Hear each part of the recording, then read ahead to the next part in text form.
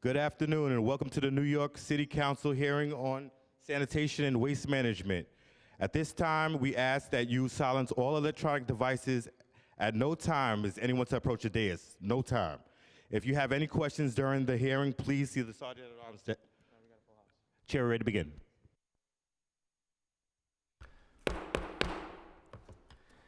Good afternoon and welcome to the fiscal 2025 preliminary budget hearing for the Committee on Sanitation and Solid Waste Management. My name is Sean Abreu and I am the chair of the Sanitation Committee.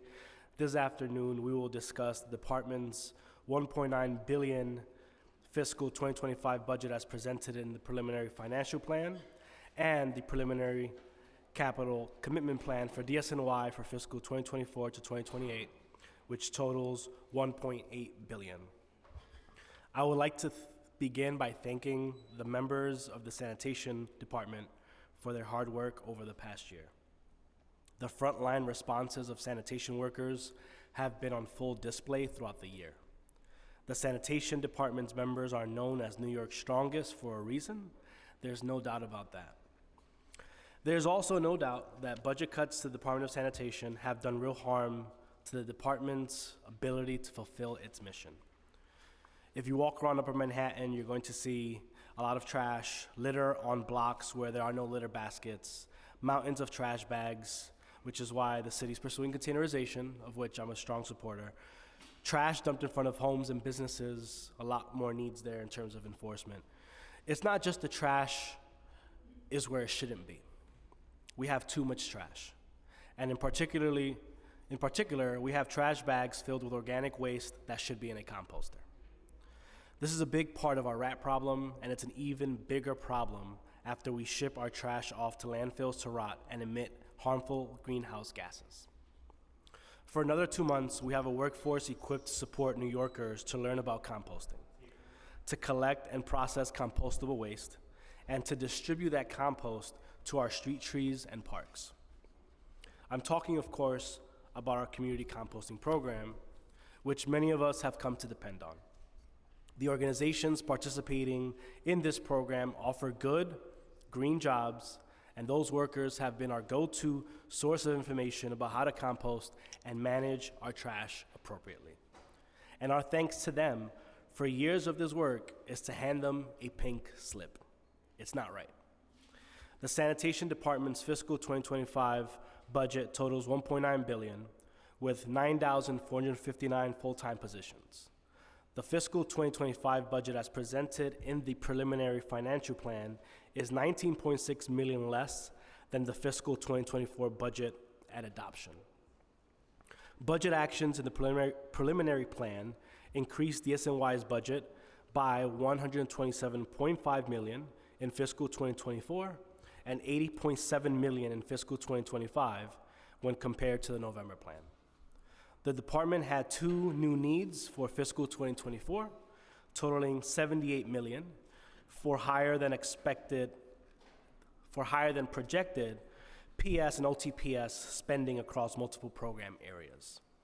The Sanitation Department's fiscal 2024 to 2028 capital commitment plan totals $1.8 billion and supports 198 distinct capital projects.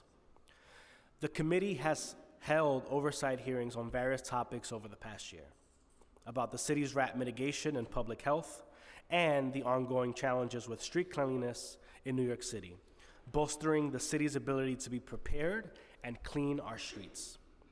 The committee would like to revisit these items and others, including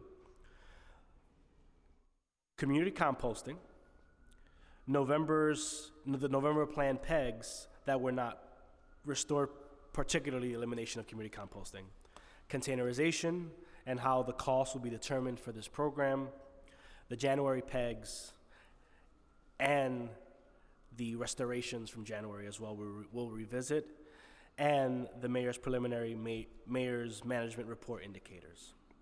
I would also like to discuss decreasing headcount and the increasing reliance on overtime to alleviate these decreases. It is the council's responsibility to ensure that the city's budget is fair, transparent, and accountable to New Yorkers. Hence, as the chair of this committee, I will continue to push for accountability and accuracy and ensure that the budget reflects the needs and interests of the city.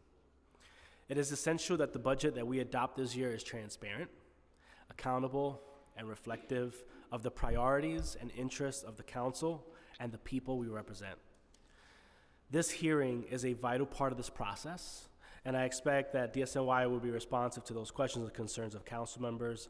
I look forward to an active engagement with the administration over the next few months to ensure that fiscal 2025 adopted budget meets the goals the council has set out. I would like to thank our committee staff for their hard work. Financial analyst Tanveer Singh, unit head Alia Ali, committee counsel Morgan Barrett and Ricky Chawla, messed that up, and my deputy chief of staff Jaleesa Quigley.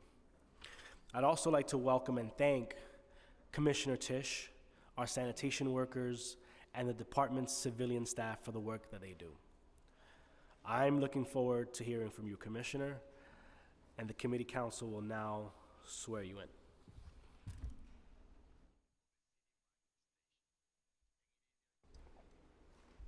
Good afternoon. Thank you. I'm Morgan Barrett, counsel to the Committee on Sanitation and Solid Waste Management. Our first witnesses will be from the Department of Sanitation, Commissioner Jessica Tisch, First Deputy Commissioner Javier Lohan, Deputy Commissioner Joseph Antonelli, and Deputy Commissioner Ryan Marola. Please raise your right hands. Do you affirm to tell the truth, the whole truth, and nothing but the truth before this committee, and to respond honestly to council member questions? I do. Thank you. You may begin when ready. Good morning, Chair Abreu. Sorry, one second. Good morning, Chair Abreu and members of the City Council Committee on Sanitation and Solid Waste Management. I am Jessica Tisch, Commissioner of the New York City Department of Sanitation. I am joined today by First Deputy Commissioner Javier Lohan, Deputy Commissioner for Management and Budget Joseph Antonelli, and Deputy Commissioner for External Affairs Ryan Marola. It is my honor to be here today to bring you the latest news from the front lines of the trash revolution. Just under 1 year ago, we set out to do what other cities around the world have done over the last several decades, to get the trash bags off the curb and into secure, rodent-resistant containers once and for all. In April 2023, we changed the set-out times for trash, drastically limiting the number of hours the bags can sit on the street and heavily incentivizing the use of containers. At the same time, we made significant changes to our operations to get more of the trash earlier. And now, thanks to New York's Strongest, much of the trash is collected within 4 hours or less of being set out. In August, we began a phased approach to the containerization of all commercial trash. And just 2 weeks ago, bin requirements came to cover all 200,000 businesses in the city. And our residential containerization plans are well underway. Last week, we released an RFP to procure European-style stationary on-street containers for use by larger residential buildings to be serviced by an all-new automated side-loading truck.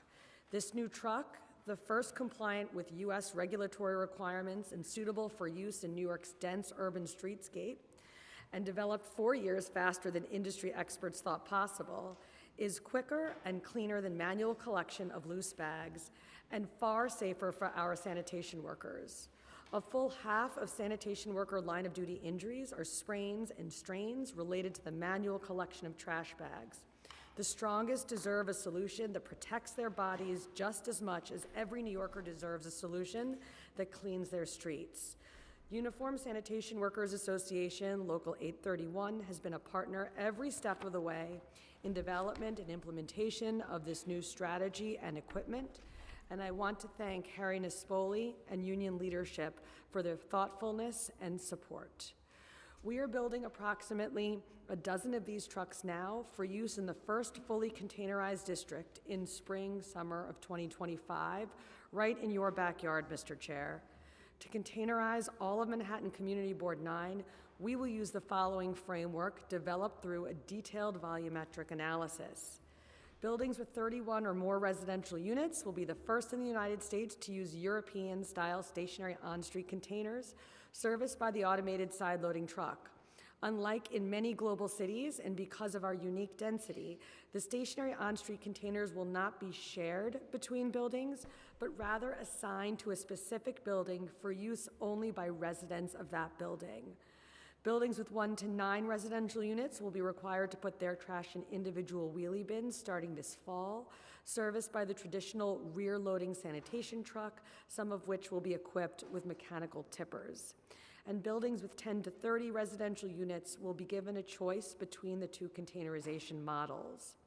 The requirement for lower density buildings with 1 to 9 residential units will not be confined to this first district. That requirement will cover all buildings of that size citywide this fall, approximately 95% of New York City residential buildings. If a building already has bins, they may continue to use them for approximately 2 more years. However, official New York City bins will be available for purchase and will be the cheapest bin of this quality available. In 2026, we will require everyone to transition over to the official bin, but anyone will be able to purchase it well before the outset of the mandate if they prefer to containerize their trash only once. I can today announce that we have selected a vendor to produce and sell these bins and are in the process of finalizing a contract. This work is already getting results. In the portion of 2023 after the trash revolution began in earnest in April, calls to 311 regarding rat sightings saw their largest year-over-year decrease since 2010. And in the 10 blocks where residential containerization is being piloted, that same metric declined by an incredible 68% between when the pilot began and the end of the year compared to the same period in 2022. Bins work, and I am truly convinced that once we containerize the trash, people will look back at the old way of doing things, at keeping 44 million pounds of trash on our curbs each day and think, how did we live that way? We are also getting all of the food and yard waste, the kind of waste that attracts rats, out of the trash entirely, implementing a universal curbside composting service that works for all New Yorkers, just as Mayor Adams committed to do. Simply place your material out on recycling day, your sanitation workers will collect it from your home and will ensure that it's put to good use. In fiscal year 2023, DSNY diverted a record 211 million pounds of compostable material from landfill, an incredible increase from just over 150 million pounds the year before. And that's with only one part of our ongoing citywide rollout.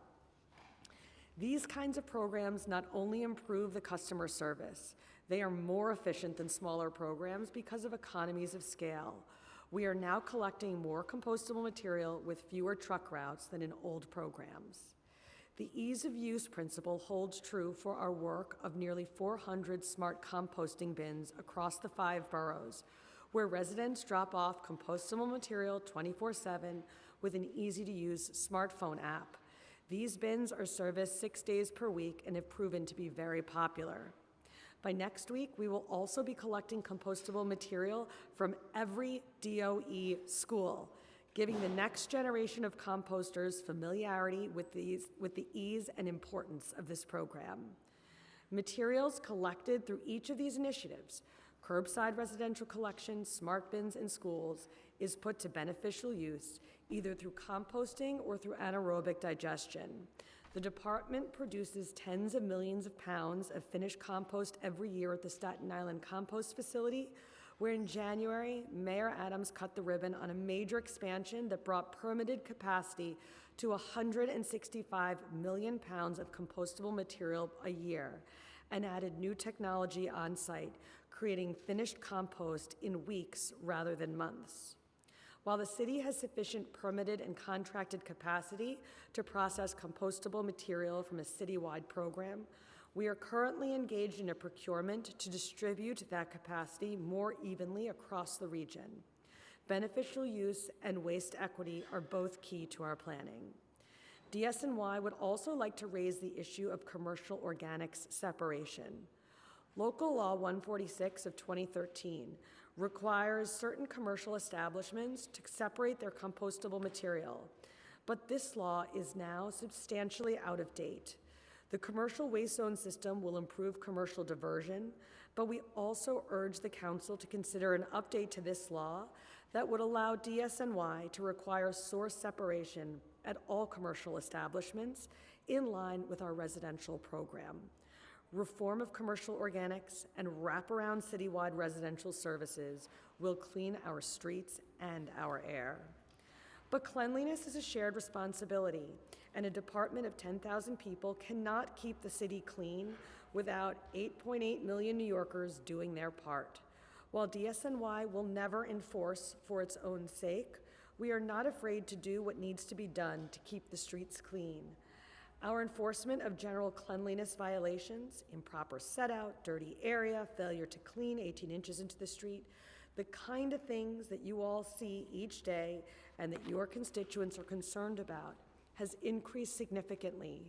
At the same time, as part of the Adams administration's Small Business Forward initiative, DSNY has proposed to lower or eliminate some fines, particularly administrative requirements for businesses to post signage, and is leading with warnings whenever possible. That said, there are several bills before this council that will empower DSNY to provide more meaningful enforcement of these most basic rules around cleanliness. Intro 97, sponsored by Councilmember Ung, Intro 11, sponsored by Councilmember Bottcher, and Intro 57, sponsored by Councilmember Osei, will allow this department to hold the worst offenders against cleanliness accountable on behalf of your constituents, and we strongly support their passage.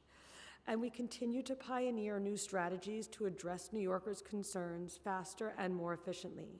Our cameras to capture illegal dumpers, and our interagency task force with the NYPD to remove abandoned vehicles, to give just two examples. Since last year's budget hearing, DSNY has also become the home of the Office of Street Vendor Enforcement. We do not enforce on Parks property or certain areas like the Brooklyn Bridge, but DSNY has posted or written thousands of warnings focused on cleanliness, failure to remove trash, grease poured down drains, and has seen substantial compliance enforcing only when compliance is not forthcoming. We are also bringing safety, sustainability, and cleanliness to the commercial sector through implementation of the Commercial Waste Zone Program, described in Local Law 199 of 2019, announcing the contract awards in January. This law was designed to reform the commercial waste hauling system by establishing new safety standards for workers in the commercial carting industry, improving service for businesses, increasing diversion rates, and reducing vehicle miles traveled, as well as harmful emissions from waste hauling vehicles. The first of New York City's 20 non-exclusive commercial waste zones will come online in the second half of this year in Corona, Elmhurst, and Jackson Heights. This program adds legal safeguards to the commercial carting industry that will protect workers, business owners, and our environment. Making good on a promise from when this program was created, businesses will pay a citywide average of 32% less for the collection of recycling and 18% less for the collection of compostable material than they do for the collection of trash. Businesses will have a meaningful financial incentive to separate their waste properly. Of course, even as we talk about the trash revolution and the strategic initiatives that are guiding the future of this department, we have continued to work to modernize the core DSNY functions New Yorkers expect, including a swift, equitable response to snow. Thanks to historic investments in the department, the days of primary, secondary, and tertiary streets are long gone. Every street is on a route, and every route can be dispatched at once. Our strong response to this winter's storms involved the first deployments of our new Blade Runner 2.0 tech platform, which allows the department to track every plow and every salt spreader, pivoting resources in real time and delivering for every part of the city.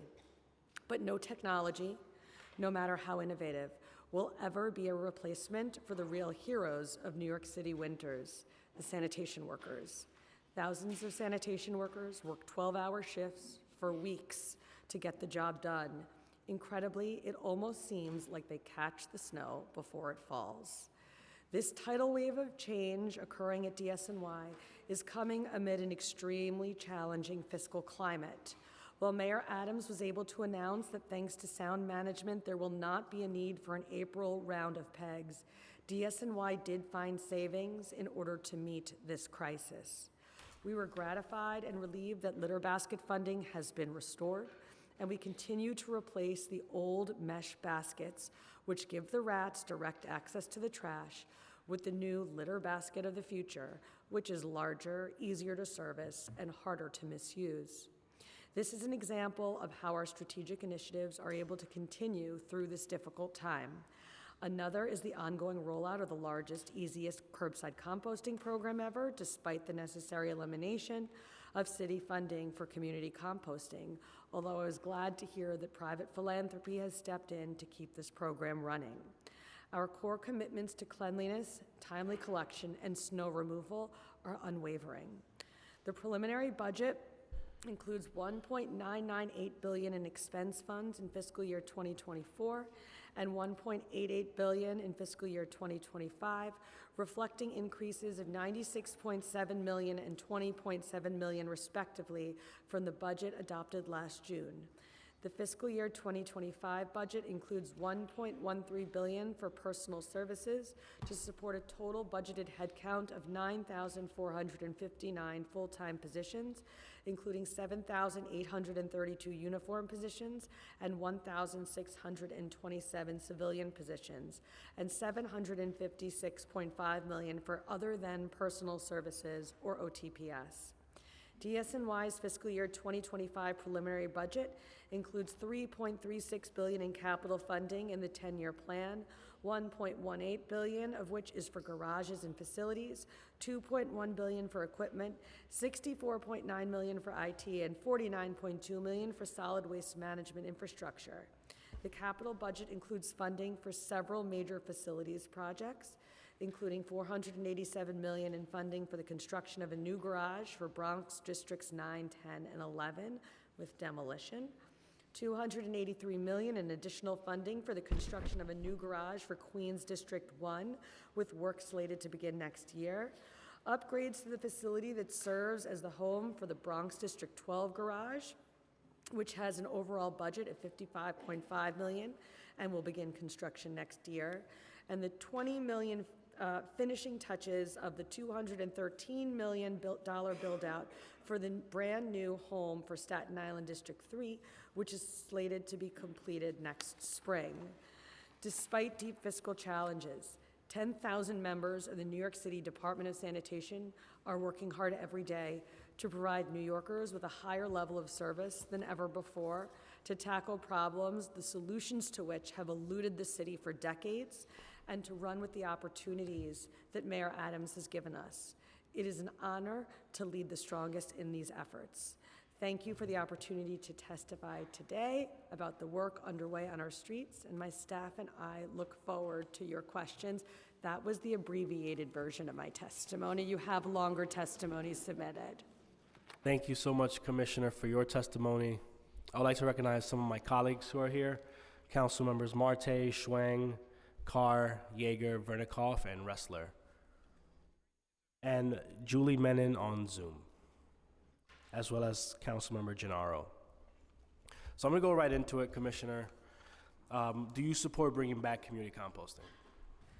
The community composting program has been an incredibly successful program in New York City, and the department has been very clear that we are where we are today, i.e. we are rolling out for the first time ever universal curbside collection service to all 3.5 million residences in New York City because of the work of the community composters over decades. That cut was an incredibly painful cut for me to make.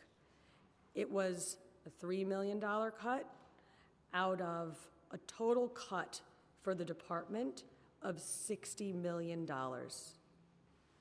And so That's my answer to the question. It was extremely painful. Of course, I would love to see the community composters out there. Everyone loves to see them.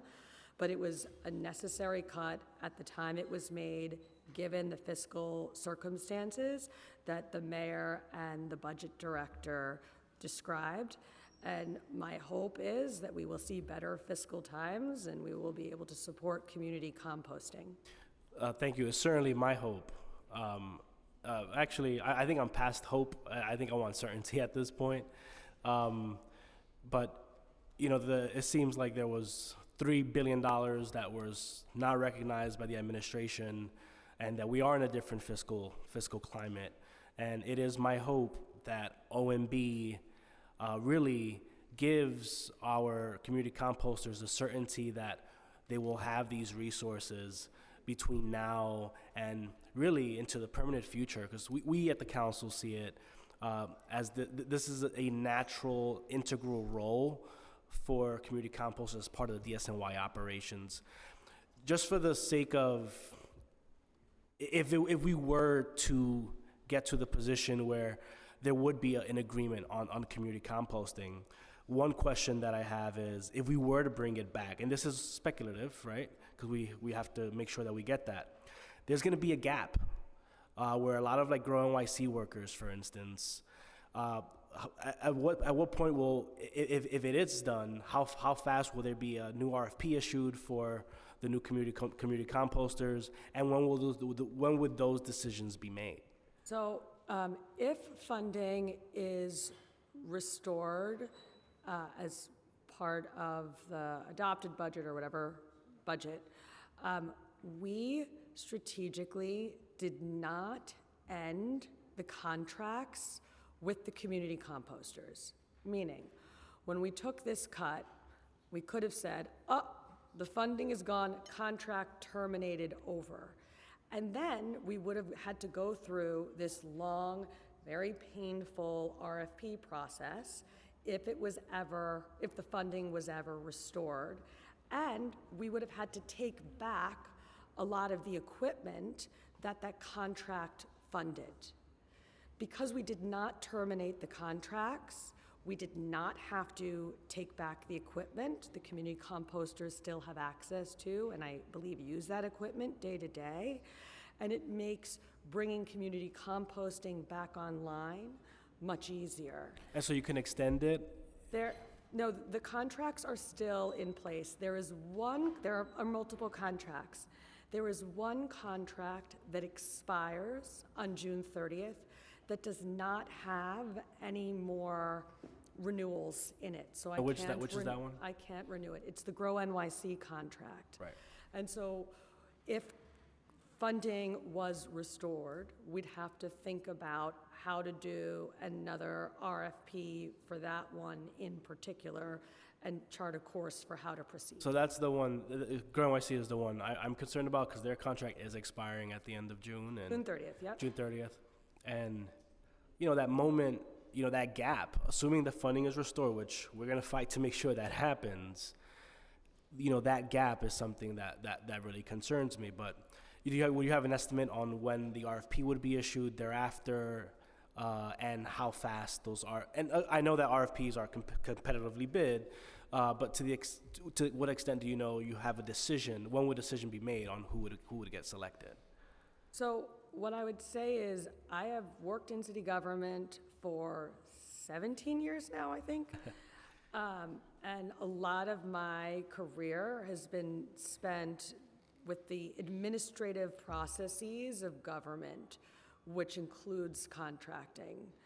And what would happen is if funding is restored, we would put our efforts to getting an RFP out as soon as possible so that there wouldn't be a long gap. But contracting does take time in New York City, not because we want it to, but because we follow the PPB rules. So I can't give you right now a specific day and time, but I can tell you if funding is restored for this program. I will put my energy and my efforts and my brain to having it done as expeditiously as possible. Thank you. And if funding is restored, if you can get us that timeline as soon as you can, we'd be very grateful for that information, because our Grow NYC, workers, they need that clarity. I mean, this is their day to day, right? We need to save our green jobs, and I know that the mayor, cares a lot about green jobs. I see this as a natural extension of that. I'm going to go into, first of all, I would also like to recognize the other colleagues that are here. I have Gail Brewer here, and Rivera also was here just momentarily. The November plan included PEGs, which eliminate educational programs and technical at-home assistance related to community composting. This program was a partnership between the SNY and 7 botanical gardens and nonprofits in the 5 boroughs. The combined saving from this PEG is $5.1 million in FY24, $5 million in FY25, and $3.5 million in FY26 and the out years.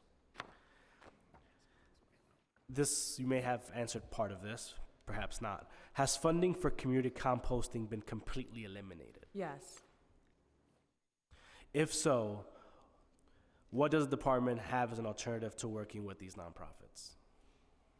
Well, if you're speaking specifically about the outreach component, we do have in-house outreach team of 5 full-time staff, as well as a technical assistance and training unit of 7 full-time staff.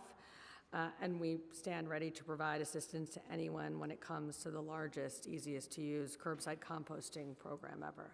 Yeah, I'll get to the outreach in the November PEG, Okay. which is pretty significant, and I believe limits your ability to fulfill the great mission you've set out for this for your department. So we'll get to that.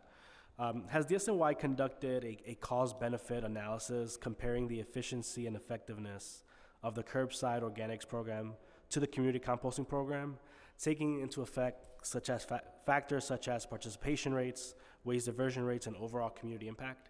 So no, we haven't conducted a cost-benefit analysis, but I'll say that the early indications from the various programs that we started under the Adams administration are very good. So we have taken a layered approach to composting in New York City. We have launched the universal curbside composting service, which is going to reach every resident in New York City this fall. As I mentioned in my testimony, we have rolled out composting at next week we will have rolled out composting at every public school in New York City. Think about that. That is training the New Yorkers of the future on composting, on how to do it and why we do it, so that it just becomes second nature to them, so that when they're adults, they don't have to learn about it for the first time, as many people are doing now. And we've also put out these very popular orange smart bins, 400 in every borough of this city that are available 24/7. And in the mayor's management report, for the last fiscal year, we saw a record diversion of organic material. We saw 211 million pounds compared to 150 million pounds the year prior. And that was just with 3 months of the Queens curbside composting program included. That didn't include anything from Brooklyn in that time period, and it didn't include the rest of the city. Would you say that the 211 million would be the same number pre-pandemic when, or is that number just about No, the same? this is our highest diversion number ever in the department, and it makes sense because we finally have citywide programs that actually work and are thoughtful. I mean, the kids at the schools, I think, is single-handedly, far and away, the best investment that we can make in New York City's composting future. The curbside program, making it easy, regular service on your recycling day. If you make it easy for New Yorkers to use, they'll do it. That's what we saw with the Queens program, and that's what we're rolling out citywide. And then the smart bins available to people who don't want to hold on to the material for a week. They can deposit it anytime they want. I think we finally in New York City have the right menu of options for New Yorkers to make composting robust and mainstream. And I think that that menu of option must include community composting. It's interesting that Director Jock calls composting inefficient. And yet he hasn't done a cost-benefit analysis comparing the efficiency and effectiveness of the curbside organics program to the community composting program, right? So that brings me concern when the director brings this up. So what we do know on the ground is that composting is in fact very efficient. Yeah, and Chair, keep in mind, this administration has made truly historic investments in composting. I don't want that to get lost here. The curbside composting program that's going to touch every resident in the city come this fall is budgeted at over $34 million a year. That's on top of the schools, the school service, which is another $5 million a year. That's on top of the 400 smart bins we have. We're spending in New York City over $40 million a year on composting. And not only are we spending the money, because it's like one thing to spend it and burn it, but we are doing the right things in cost-effective and efficient ways to make composting go mainstream in New York City. And what I would like to see, working with this council, is the ability to expand the diversion rules to businesses in much the same way that this committee and this council has done for residences. I'm very much open to exploring that. I think I brought it up at the last hearing, something that it definitely is of interest to me, but we'll have to speak to our colleagues about that. When you say that compost is going to touch everyone, I don't think that's true if we don't have community composters talking to people about why composting is important in the first place. You talk about bringing composting to schools. That's amazing, but the Grow NYC program at schools was cut. So how are we going to teach our kids and our faculty and custodians and our teachers about community composting? We can have all the infrastructure in the world, but they will not be serviced, as amazing Gail Brewer said today, they will not be serviced if we do not have this investment education and the civic engagement. And on top of the fact that your outreach programs were cut, quite significantly, and we'll get into that in a bit.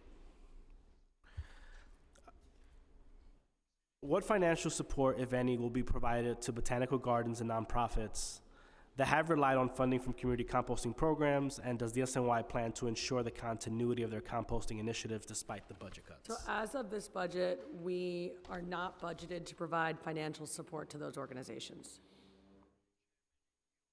I understand you're doing your job, Commissioner.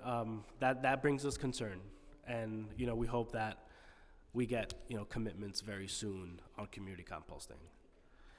I'm gonna pause for a second and have one of my colleagues ask questions. Councilmember Carr, you can go first. Thank you, Chair. Commissioner, always great to see you. To see you. And I just want to start by thanking you and your team, those who are here, as well as in the borough operations crew, Chief Hancock and everyone. They're just phenomenal partners with my office and very responsive. I want to talk to you about curbside e-waste. This is a program that, as you know, was started. It was supposed to be a pilot on Staten Island, and then eventually was supposed to be rolled out citywide to those parts of the city that are not already served by the e-cycle program.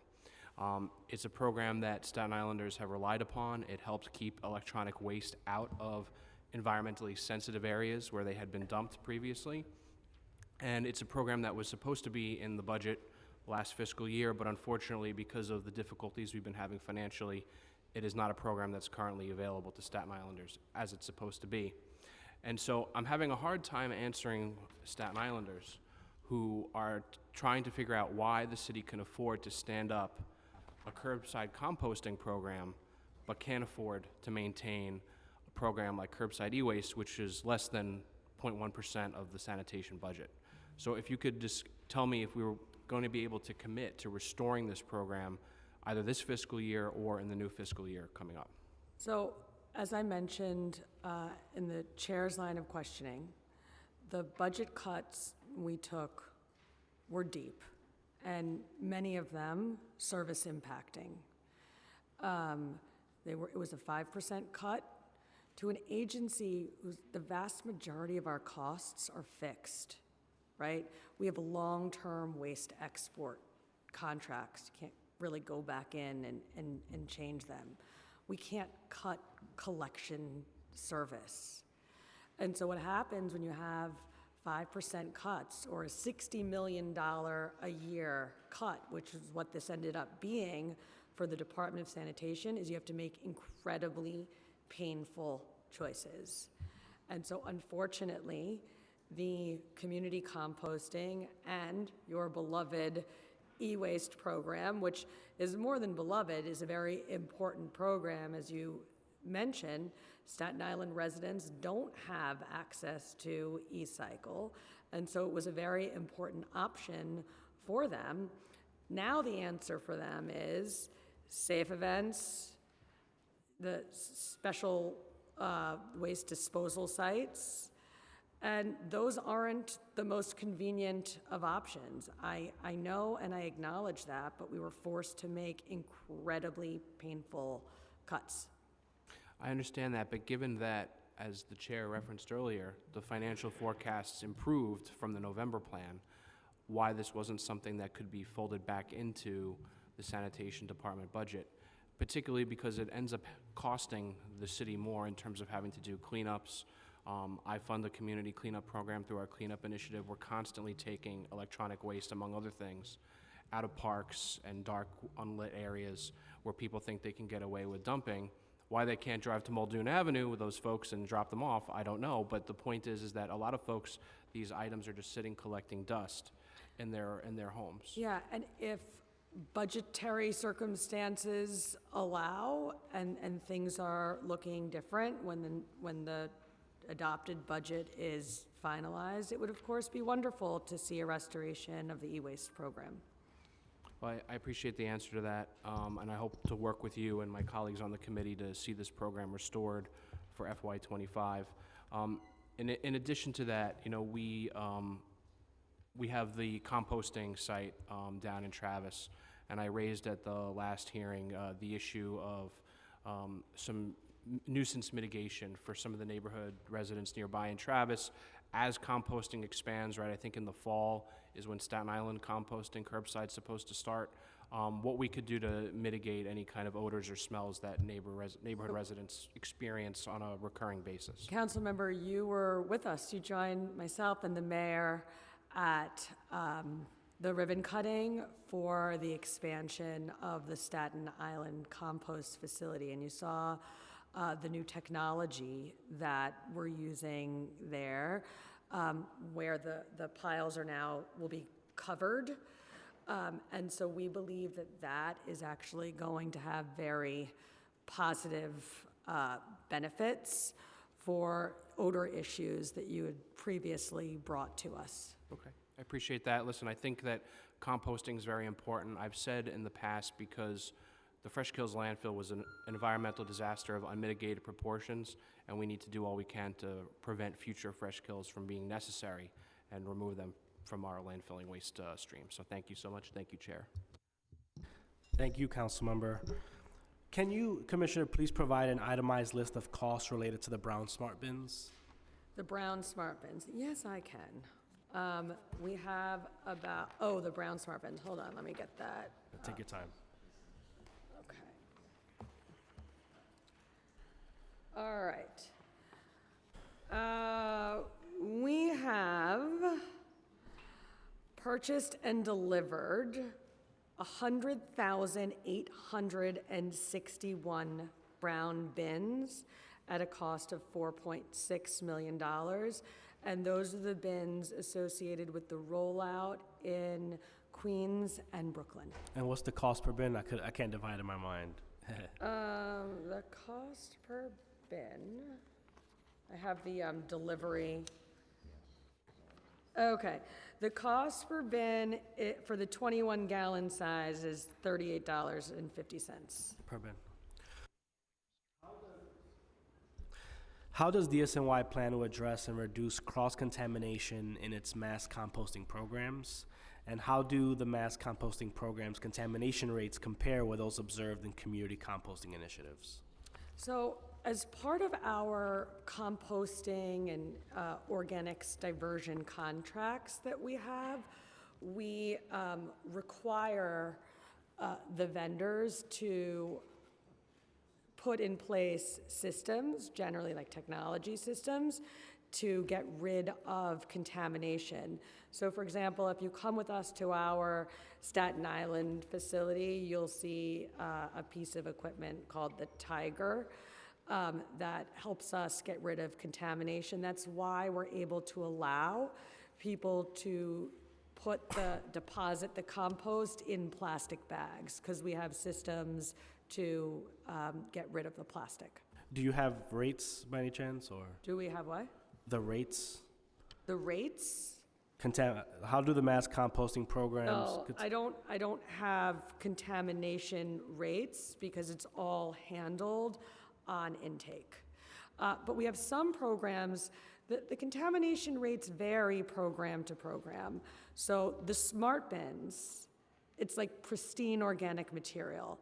And the reason why it's so clean is because you have to use an app to open it.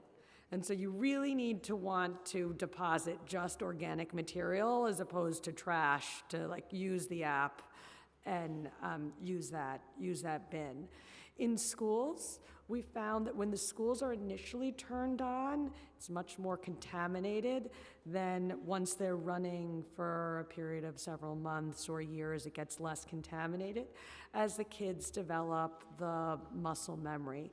So contamination rates do vary a lot program to program. I think it would be helpful to work on a way to capture those contamination rates. We can perhaps work together on that. I think would be great. I'm going to turn it over to my colleague Christopher Marte to ask questions. Thank you, Chair, and thank you, DSNY, for everything you do. We are excited about the city's willingness to expand citywide composting. However, we believe it's an all-in approach, and community composters are a key part to that operation. And so we had a good rally led by the chair that saw a lot of council members in support. And I just want to address something that's super, I think, short-sighted. Every single year we do this dance, right?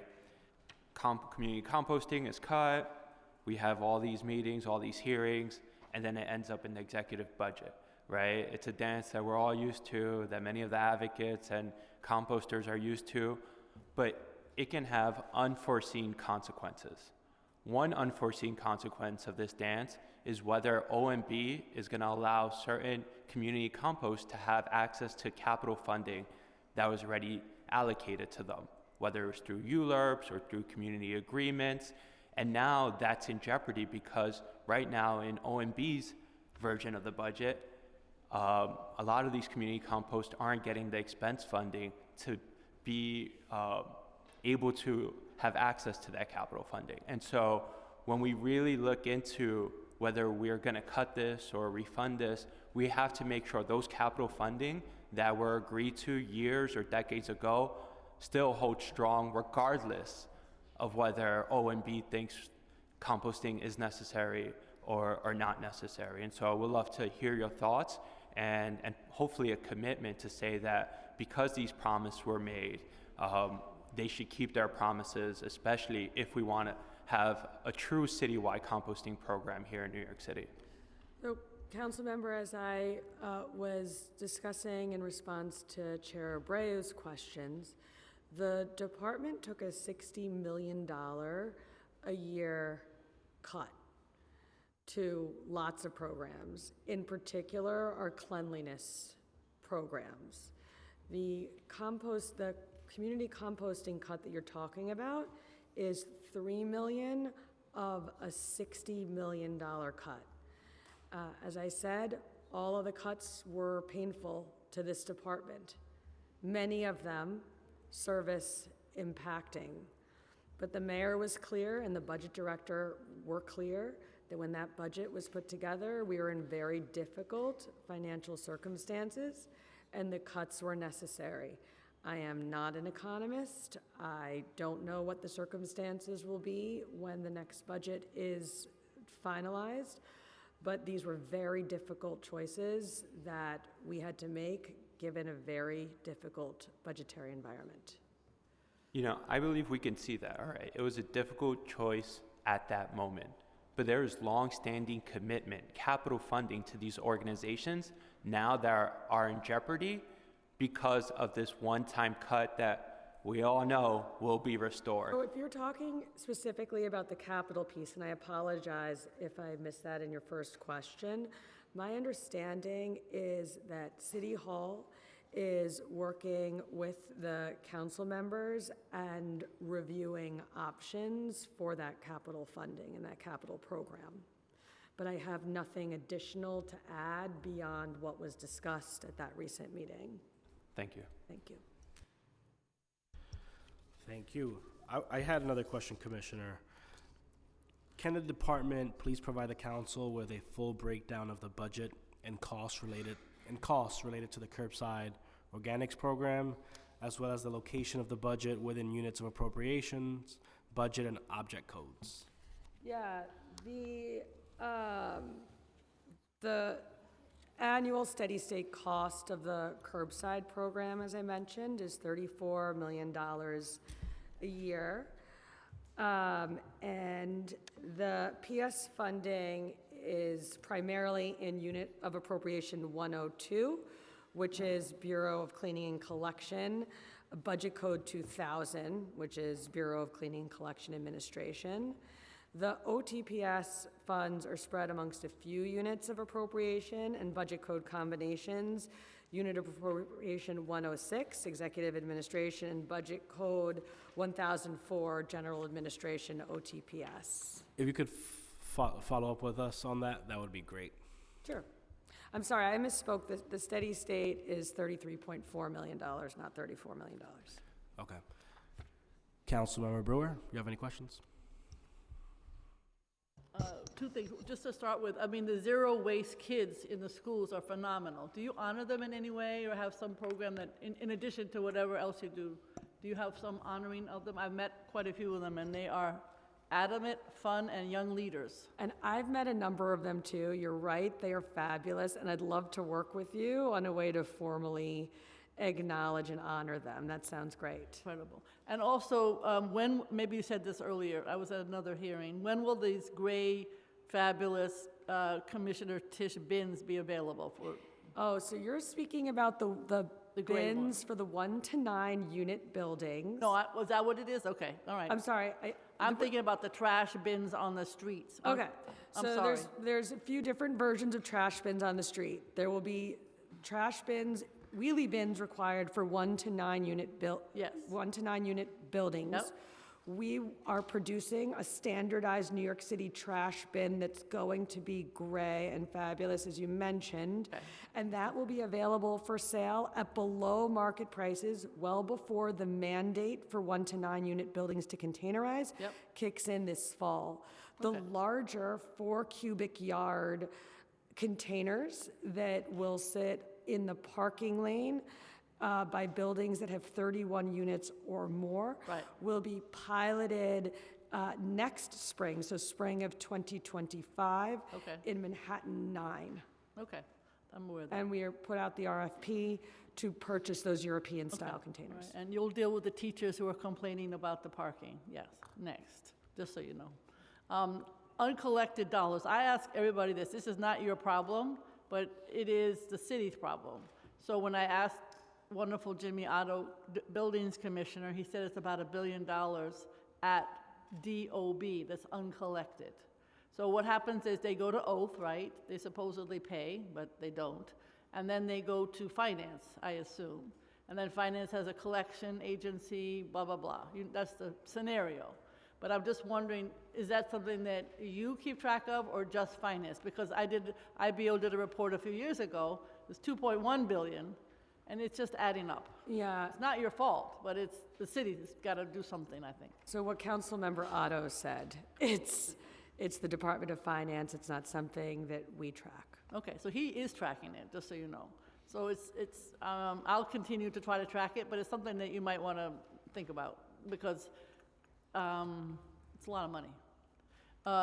Vendors, maybe you talked about it, I'm sorry. I know that you're doing increased support for them doing the right thing, shall we say. And I'm big, we want them to do the right thing. Can you just give us some sense of how many and what fines have been assessed, or some notion of what's going on?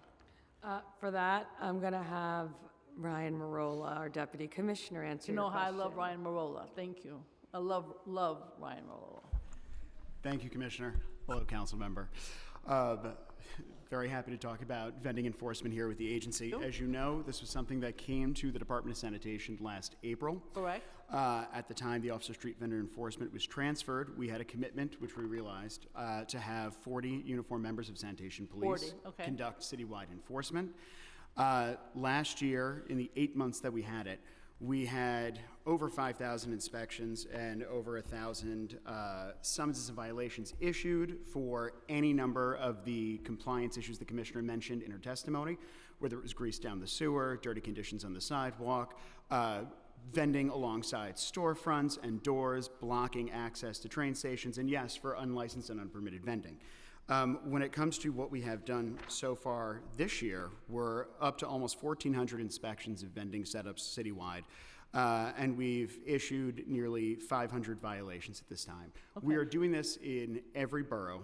We have, of course, a focus, as you know, that moved off of some places like the Brooklyn Bridge and allowed us capacity to do other parts. We have a number of neighborhoods of members that come to us asking for robust vendor enforcement because it truly becomes a quality of life issue on the streets there. Okay. And do we do education before, or is it just, violation? Do we do There- education? There's a split role here for the city. Sanitation has compliance inspections that it does before it does any enforcement. In terms of education and outreach, that lives amongst the varying agencies that do licensing and their partners in small business services. All right, so there is some education in advance. All right. Thank you. Thank you, Councilmember. I would like to recognize Councilmembers Ung and Palladino. Commissioner, I want to go to have some questions on the November plan. My goal is to understand the November plan pegs and how this will affect city services. The November plan included pegs reducing the outreach and communication budgets for DSNY. The savings total $4.1 million in FY24 and $2.45 million in FY25 and the out years. As the department continues to initiate new pilot programs and initiatives, this reduction could hinder New York's ability to learn and adapt to the changing landscape of sanitation. What is the overall budget for outreach and communication for DSNY, and has this budget grown in recent years? So outreach and communication are typically funded on a campaign-by-campaign basis. So i.e. curbside composting, commercial waste zones, they each have their own outreach and communications budget associated with it. You say how much? I'm going to get to it. Funding for each of these campaigns vary based on the targeted efforts required. After the PEG reductions, the remaining outreach funding that we have in FY24 budget is $6.4 million and breaks out as follows. Commercial waste zones, $2.2 million. Brooklyn curbside organics collection, $1.75 million. The composting outreach and education through the community compost partners was $1 million. And then we had various smaller campaigns of $1.4 million. Including things like leaf collection, business containerization, mailers, but all but the commercial waste zone funding for outreach has already been expended for this fiscal year. Do you think you have do you think that's enough resources for you to, commercial waste zones is obviously a big deal. We'll have a hearing on that, later, probably later, in the next few months. But a lot of businesses, I mean, they have to come into compliance with these new standards, and my concern is that education and promotion for outreach is going to be a very important. Yeah, I agree. And containerization too, right? With the rules affecting our businesses, containerization being rolled out to residences. I mean, I don't know that this is enough. I agree that outreach is very important. And what I would say is, I think we have changed a lot of rules in the department over the past 2 years. So everything from the time you set your trash out, all residents and businesses, to businesses putting it in containers, just all sorts of rules. And every time we change a rule that affects any resident or business in the city, we send out a mailer. So in the case of the business mandate to use bins, we sent out a mailer to all 200,000 businesses in the city. We knocked on every door. We distributed flyers. We did the same thing with our composting program in Brooklyn and Queens. In both boroughs, we sent mailers to every resident, and we knocked on every door, every 1 to 9 unit building in those boroughs. So outreach is something that we take incredibly seriously, but it is funded on a campaign by campaign basis. The reason you don't see an outreach budget associated with the broader containerization plan yet is because those campaigns have not yet been, the broader containerization plans have not yet been reflected in a budget. Is there an intent to have this adopted budget to include, costs associated with those campaigns? Because that would be for FY25, right? Those costs would not be until FY25, and so on the containerization stuff, we are working closely with OMB on all of the costs associated with the program, of which outreach is a very important one. And since curbside is coming to all of Manhattan by the fall, is that correct? Yeah. What's the budget cost there for outreach? So right now, we do not have outreach that is funded, unless I'm misspeaking. Oh, sorry, I misspoke. We have $400,000 associated with outreach for that. I stand corrected. And we supplement that with our in-house outreach team. And You have 5 staffers, you said? Hold on. Actually, in fairness, more than our in-house outreach team. When we turned on Queens, as an example, we had both civilian and uniform members of the department. So it was like a team of like at least 50 people a day who were participating in the door-to-door outreach. Yeah, I think there's potential for improvement there on the 400,000 so budget here. Manhattan, I mean, we're talking, it's very dense neighborhoods, and we want our, constituents to participate. Yeah, the door-to-door is going to be challenging in Manhattan, just because, as I mentioned, in the other boroughs, we really focused on the 1 to 9 unit buildings. When you talk about the larger buildings in Manhattan, it's not possible for our outreach team to go into the building generally because of security stuff. You don't have just free North access of 96th Street, you can knock on a lot of doors. Yep. I mean, it's my district, so We I plan do a to. lot of door knocking. So a lot of those buildings are accessible. I think we should Plan to figure be out there. which buildings are accessible and which aren't. 400,000 is not even enough to fund a council campaign. To think about the all of Manhattan, I think we need to really look at those numbers there. I would like to also just refer to my colleagues to recognize Salamanca, who's also here. As for questions, Councilmember Schwang. Thank you, Chair.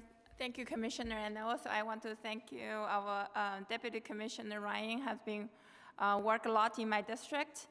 In my district, we have an area has commercial and residential, and it's a congested area, or I can say it's a hot spot. Do you guys have any strategy how to partner with private sanitation? And is that possible that area has one sanitation take care of everything? Because If we have to move cars twice a day, like every other day, that's really inconvenient for the people living in the neighborhood. Is there any strategy, any coordination between two sanitation? So, as I mentioned before, cleanliness is a shared responsibility. Cleaning the streets and city-owned property is the responsibility of the sanitation department and various other city agencies. But cleaning the sidewalks and 18 inches into the streets really is the responsibility of the property owner. So in the case of commercial corridors, the business, or if it's a mixed-use area, the business and the homeowners. And so the private cleaning services are generally done to supplement the responsibilities of the property owners as opposed to the responsibility of the sanitation department. If you're asking specifically, though, about alternate side parking, the street sweepers are the very best street cleaning tool that we have in our arsenal.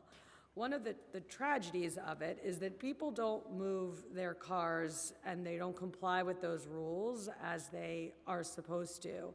And so one of the things that we are looking for on our state legislative agenda is a change to the state VTL law that would allow us to put automated ticketing systems on our street sweepers so that we could do automated enforcement of alternate side parking. I think once we do that, we'll see the progress that the MTA, for example, has seen with similar types of enforcement of bus lanes. And that will be great for New York City and its cleanliness, because if our street sweepers can get to those curbs consistently and reliably, boy, will those curbs look better. Thank you. And also, coordination between different sanitation is because the first floor is commercial, second floor, third floor is residential. And the residential,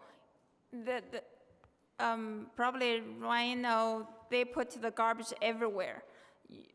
One corner you can see by 4 o'clock in the afternoon, you're gonna see 10 bags of garbage. So we have done robust enforcement of early set out of trash, and we will continue to do that. But I also think that the key to the circumstance that you're describing is containerization. Every day, New Yorkers put 44 million pounds of trash on the streets of our city, and it's disgusting. 20 million of it comes from businesses, 24 million of it comes from residences. Most cities around the world haven't done that or allowed that in decades. And right now, New York City is in a massive game of catch-up. We have already, as of March 1st, required that every business in this city puts their trash in containers. That's 20 million pounds a day. We're issuing warnings now. Come April 1st, we're going to be enforcing it with summonses. This fall, 1 to 9 unit buildings in the city will be required to put their trash in wheelie bins, much like every business is now required to do in the city. And then that spring of 2025, we're going after the higher density buildings trash. And we are putting large 4 cubic yard fixed on-street containers in front of those large buildings of 31 units or more, so the trash is going to go there. We have piloted this on 10 blocks in Hamilton Heights. The streets look cleaner. Compliance is unbelievable. You don't see trash bags on the streets there. Right. And the rat complaints have gone down by 68% in that 10-block pilot area. You know who wasn't surprised by that? Me. And me. And him. When you contain the benefits of containerizing the trash for these mixed-use areas that you are describing, for commercial areas and residential areas, it's going to be extraordinary.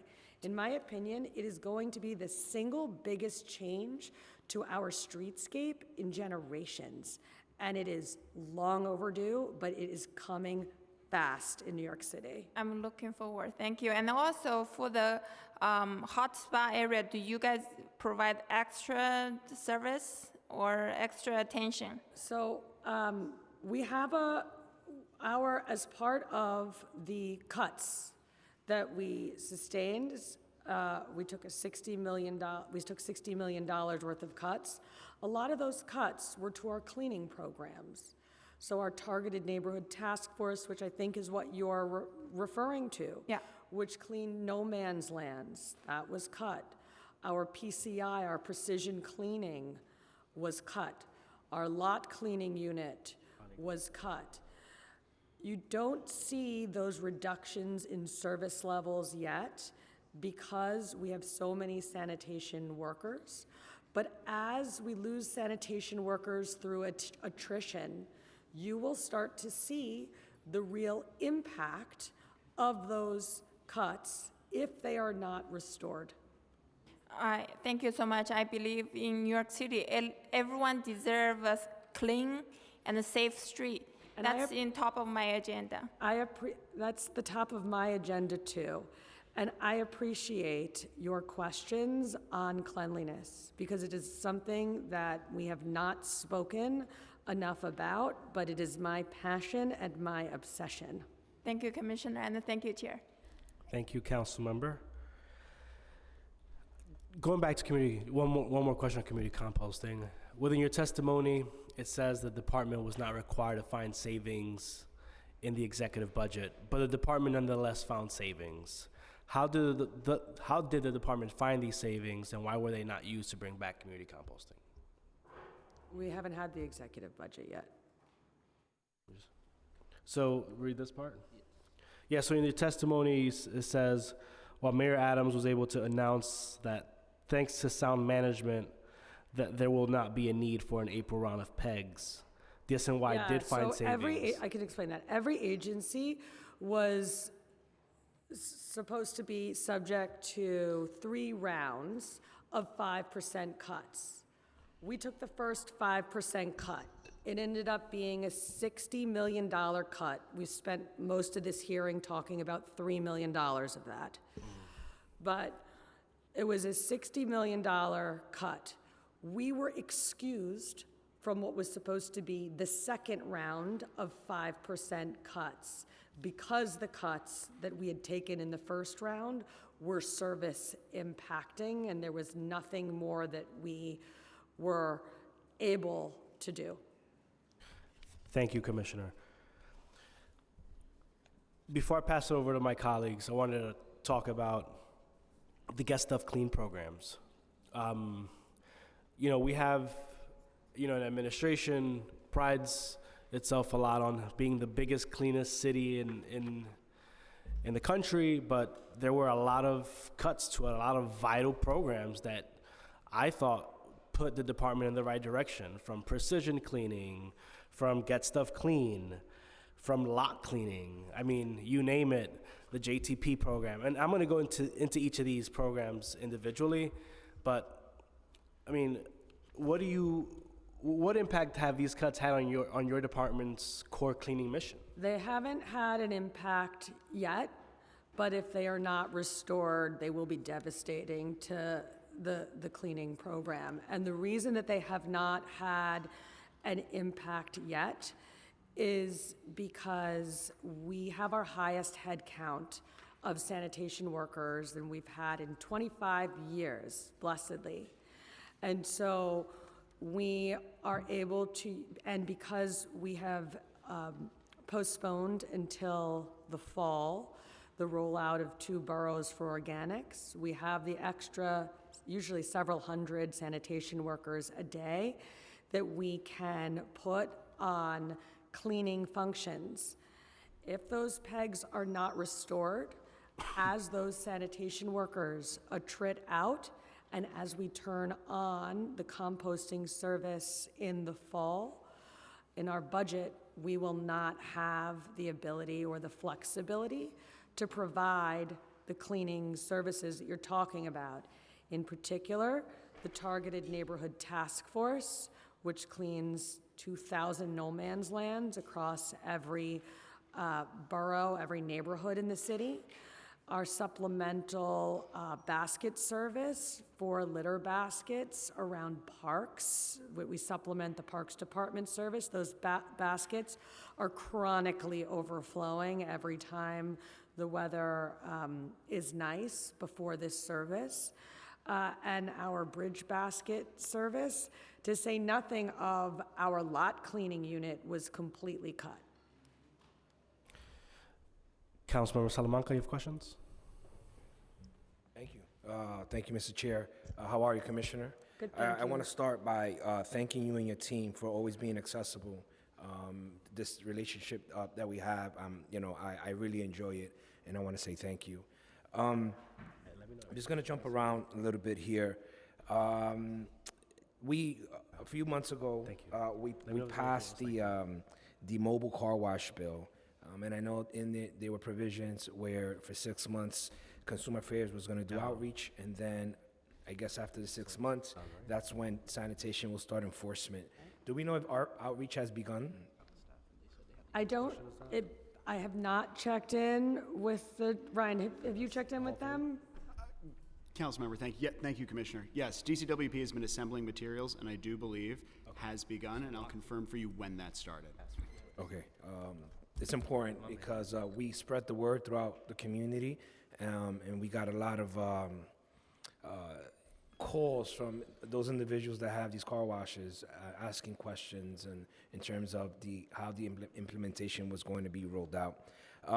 Commissioner, I also want to thank you. I know in my district we've had an issue for the last couple of years on vehicles with no plates or fake plates throughout the district, and you connected me with a division. Chief Thompson and his team have been accessible. I really hope that they're up for an increase soon because they deserve it. Now, I did see that the mayor and the governor, I believe it was 2 days ago, made an announcement on tackling the fake plates or unlicensed vehicles, and there was funding allocated, I believe, for that. Is your agency going to get any of that funding so that you can increase that division that goes out and addresses the So fake plates?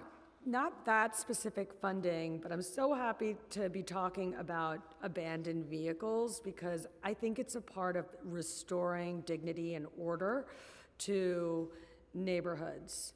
There are many neighborhoods in this city where abandoned vehicles sitting on the street are just chronic problems.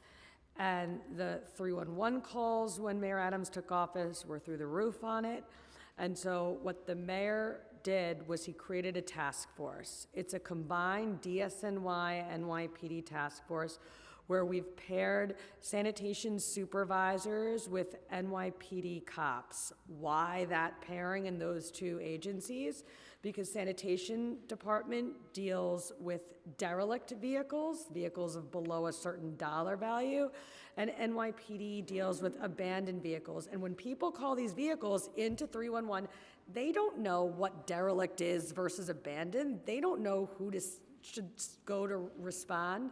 And so often what was happening is they were getting pointed in every which direction. And so by creating this task force, whether the vehicle is abandoned or derelict, we can get it off the street. And since that task force started, we have gotten record numbers of vehicles off of the streets.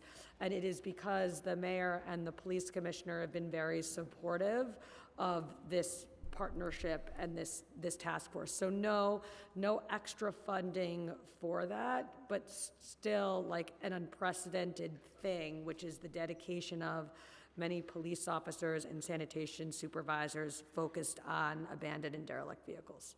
I can say that this task force has played a major role in our quality of life, at least in my district.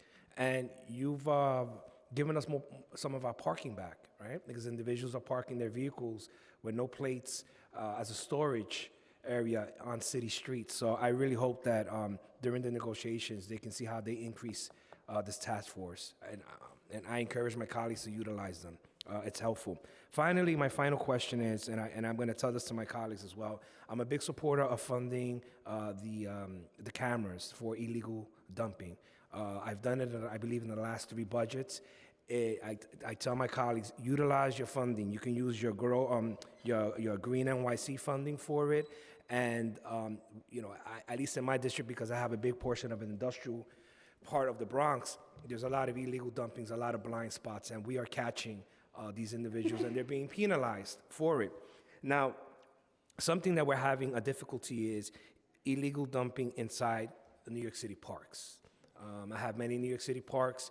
We're also seeing an increase in illegal dumping on the exterior of the fences of these New York City parks. Does DSNY have some type of agreement with parks to install these cameras in parks properties? No, but Ryan has met with the Parks Department and shared not only the tech solution that we've used, but also the ConOps, the operational plan that we have. So we have shared everything about this very successful program with the Parks Department, and my hope is that they will decide to use the very same plan that we have very successfully used to address this problem. And the other thing I want to say is people really love the illegal dumping videos, like the videos that we post on social media. I just want everyone to know, like, we catch these things every day. We don't post them every day because it would get like old and not as interesting, and we'd like to set them to music. So, there's a bit of production that goes into it. But I want everyone to know that those cameras are catching illegal dumping and illegal dumpers every day. And we issue $4,000 summonses. We impound the vehicles, and it is something that works. So I do encourage, as you started, your colleagues to just keep that program in mind, as well as our program to replace all of the litter baskets in New York City with the new rat-proof litter basket of the future. They're so much better than the mesh, see-through, rat-attracting old litter baskets. Yeah, I just want to end with this, if I can, Mr. Chair. I really recommend, if there's someone here from the mayor's office, they should consider a task force with DSNY and Parks Department to consider installing cameras there so that we can get those individuals that are illegally dumping. Many times it's individuals that actually have permits to have some barbecues and parks, and they're leaving their garbage around, not picking up. I agree with you. The sanitation department doesn't have jurisdiction on parks property, and so we've changed. We've been speaking with the Parks Department, who also has a parks police. So we use our sanitation police, but just like the sanitation police, Parks also has police. But definitely hear you, and we'll continue to share our best practices with the Parks Department on how we do illegal dumping enforcement. All right. Thank you, Commissioner. Thank you, Mr. Chair. No, of course. I would also like to recognize Councilmember Nurse, Vicky Palladino. You have questions? Good afternoon, and thank you. It's a pleasure to meet you. I, too, am extremely grateful to the sanitation department. I always call them my guys, because in Northeast Does Harry Queens... Nespoli. What's that? So does Harry Nespoli. It's my guys. My guys. And Northeast Queens, I want to thank you so very much for your action. As soon as we call, I couldn't be happier. But there are issues that my colleague just brought up about the illegal dumping. I'm just going to basically piggyback on what Councilman Salamanca just said.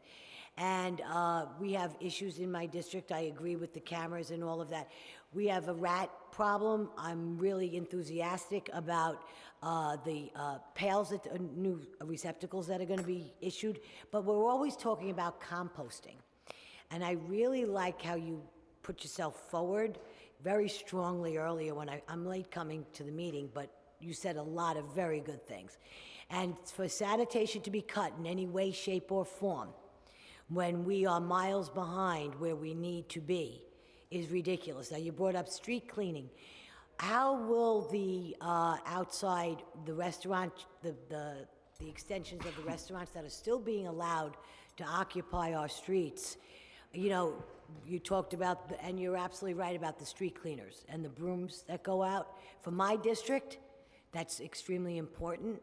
So talk to me a little bit about that, if you could. About the dining sheds? Yes, and Okay. how that's impacting what you need to get done. So, under the old program, like the program that is now being replaced, so old program, the street sweepers could not get to up to the dining sheds. Right. And no one was responsible for cleaning the area Right. around the dining sheds. Not the city couldn't do it, not the restaurants, no one, and so they were filthy. And then before we started requiring the containerization of restaurant trash, they were storing all of the bags there, which was terrible. So a few things happened. First, in August, we required all restaurants to containerize their trash. I am seeing excellent, not perfect, but excellent compliance among restaurants, which has gotten rid of the trash bags around the dining sheds. Great. And where we see lack of compliance, we're enforcing a lot. The second thing that we did is in the new rules that will govern the permanent outdoor dining program, we have made it the responsibility of the restaurant owner, It should be. as it should be, That's correct. to clean the area around the shed, much as today they need to clean the sidewalk and 18 inches into the curb. So it's like we extended that 18-inch rule around the shed. Do you remember when we used to do that? We used to actually enforce that, about the store owners being, I come down very hard in my district for them to be, the store owners to be, do their job. We always believe in, years ago, they used to sweep, they used to hose off in front of their stores, and now it doesn't seem like anybody takes any personal You know responsibility why no one for takes any anything. responsibility? Nobody takes any But let me personal tell you responsibility. why. I'll tell you why they don't. It's because in the 20-teens, the council slashed in half That's correct. the fine That's right. for failure to comply with the very basic rules that we have in New York City around sanitation. So it's now, we show up to a business, it's filthy out front. I mean, truly filthy. The biggest fine we can give is a $50 Oh, come fine. on, seriously. There is legislation in front of this council to fix all of that. I was hopeful that that legislation was going to pass at the last stated meeting, but it didn't get out of the committee. And I have to say, the same council members that call me every day to clean dirty conditions or this business isn't complying are still have not been supportive of that legislation. I want to be clear. I don't look at enforcement as a revenue thing. I agree. I look at enforcement I as agree. holding businesses and residences to the very basic standards we have in New York City around cleanliness. And so those three pieces of legislation, including Intro 57, they have to pass if we want to be able to restore dignity and order to our streets in New York City. 100%, I couldn't agree with you more. And I actually, when I speak to my store owners, like on College Point Boulevard or Bell Boulevard, I often say, I'm going to have you fined. This is enough. You cannot keep doing what you're doing and thinking it's okay. And then people, they themselves are complaining about how dirty the streets are, yet no one, once again, circle back to personal responsibility. And if it means hitting them in the pocketbook, as much as I'm a small business person, I come from that, I don't like seeing people fined, but they must be. Because we passed a line now where people genuinely just don't care. So it's time now where the small business owner, it should that should be enforced. They need to be fined. Thank you, I say- Councilmember. I Thank you, I loved it. Councilmember. Well, I just you know, loved it. I mean, I love the passion, Councilmember. I know, well, that's when it I comes to look certain forward things. to Intro 57, which does, Intro 97, which does exactly what you're talking about, passing out of this committee. There you go, Commissioner, I'm with you. Thank Okay. you. And I'm supportive. There you have the votes you, Commi- wait, you have the votes you need. Councilmember Rivera, please. Thank you. Thank you so much for the time. Those are some bad actors. I want to go back to someone we know is a partner that a colleague of mine brought up earlier. Lower East Side Ecology Center. I have to ask again. I know my colleague brought them up, their compost yard in East River Park. I know that we can work together on ensuring that they have a beautiful compost yard in the park, as well as permanent programming space. I think it would be impossible to overstate how beloved this organization is. We've spoken to the deputy mayor about it. I want to thank you for affirming the department would not be able to roll out a citywide composting program without the work of community composters like Christine Datz Romero.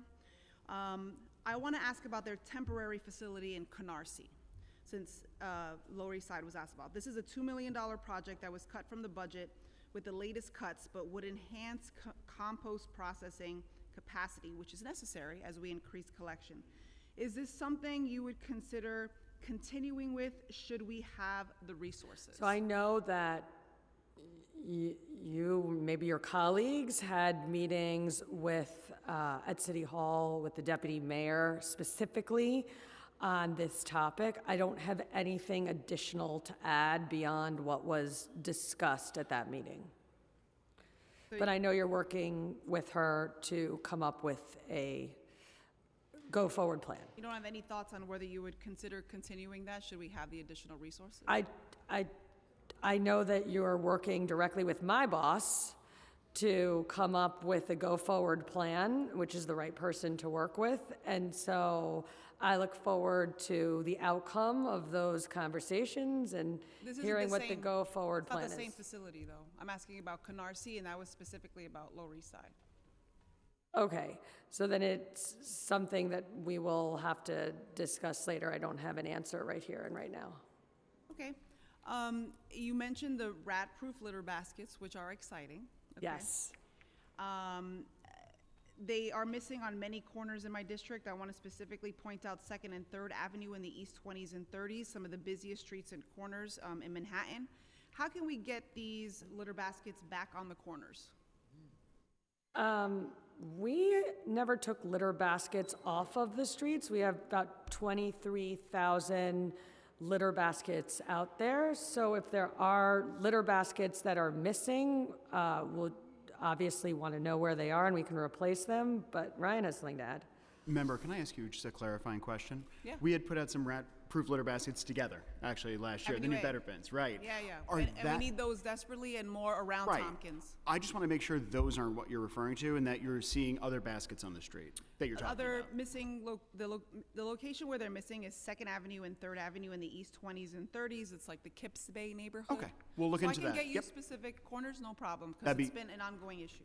Thank you, Member. Okay, and my last question is, my office has been working on addressing, and again, these are regular bins, but if we can get the upgrade, I have to ask. Union Square bike lane garbage. So my office has been working on addressing a garbage condition on a bike lane on Union Square East. It's a sanitation, quality of life, it's a safety issue. Not just for the park workers and the bikers, but also the sanitation workers, who I think about as being a priority for safety. This area is ideal for innovative containerization solutions, and I would love to work more closely with you on bringing those locations, this sort of solution. Do you have any information about this location or any plans in the works you can share? Sure, go ahead. Member, thank you very much for that question. Your office has been fantastic in bringing us, DOT, Union Square Partnership together on that one. I know to answer that question, though, I've got to have my DOT colleagues because they've been working hand in hand at this moment with Union Square Partnership on how to reimagine the streets around it to create space for both containers as well as more safe collection. So I'd love to get back to you on that. Okay. So, thank you. I think Union Square is very busy. I appreciate what you said about litter baskets, outdoor dining, especially in Alphabet City. And then as for the Ecology Center, I look forward to working with you all on that issue. It's incredibly important to us, and certainly an agreement that we came to with the city that we intend to have them fulfill. Great. Thank you, Mr. Chair. Thank you, Councilmember. I would also like to recognize Councilmember Banks. Hello. All right, we have ways to go, so appreciate your patience because we have to ask some questions on the record. So, the November plan includes PEGs, which eliminated the lot cleaning program. The PEG was the result of a reduction of 15 uniform positions for $205,000 in FY24, increasing to $269,000 in the out years. What was the rationale for eliminating the funding for lot cleaning? It was one of the very painful $60 million worth of cuts that we had to take. I mean, at its height, we had 150 people working in lot cleaning at the New York City Department of Sanitation, and as of this PEG, it's 0. Will the reduction of these positions be made through layoffs or relocation? Not through layoffs. Reallocation, so relocation of sanitation workers. So the sanitation workers who had previously been assigned to lot cleaning are now generally either assigned to a district or a highway unit or another unit. Now, I mean, given the PEG, who's gonna, handle the upkeep of these lots and other areas that will Property still need owners. Excuse me? The property owners. Property owners. All right, so we know how well that's been going. So, with regards to the PEGs to household hazardous waste disposal events, my community, everyone, I think, loves these events. I know you have about 2 events a year. The savings incurred by this reduction will be roughly $1.2 million in FY24 and the out years. How many hazardous waste disposal events were there before this PEG? There were 2. They're going to be cut 2 and it's halved. It's cut in half from 2 to 1. Did you find these programs to be effective? Yes, they were effective, and it was another difficult cut that we had to make given a very difficult budgetary environment. How will the reduction of these events to 5 per year impact the accessibility of hazardous waste disposal option for residents, particularly those in underserved communities or with limited transportation options? It will cut them in half. It will cut them in half? Yes, you said how will it affect it? It will have it. What potential consequences or risks are associated with the decrease in household hazardous waste disposal events in terms of increased improper disposal of hazardous materials, potential environmental harm, or public health risks? New Yorkers have a few options to deal with electronic waste. They have e-cycle, they have the safe events, and then you have the special waste drop-off sites. So there are other options, but obviously you can collect more if there are 2 events rather than 1 event per borough per year. Would you like to see more events in your ideal world? We had to take very difficult cuts in this department. In my ideal world, I'd like a lot of things, but I try not to live in the ideal world because it would make me crazy. I think there's a lot of things we can do in the ideal world over There here. are, and there are places where we should definitely strive. Our favorite topic, containerization. Yes. There are a lot of just cost questions that we have, but you know that I just want to put out there, you've been a champion for containerization.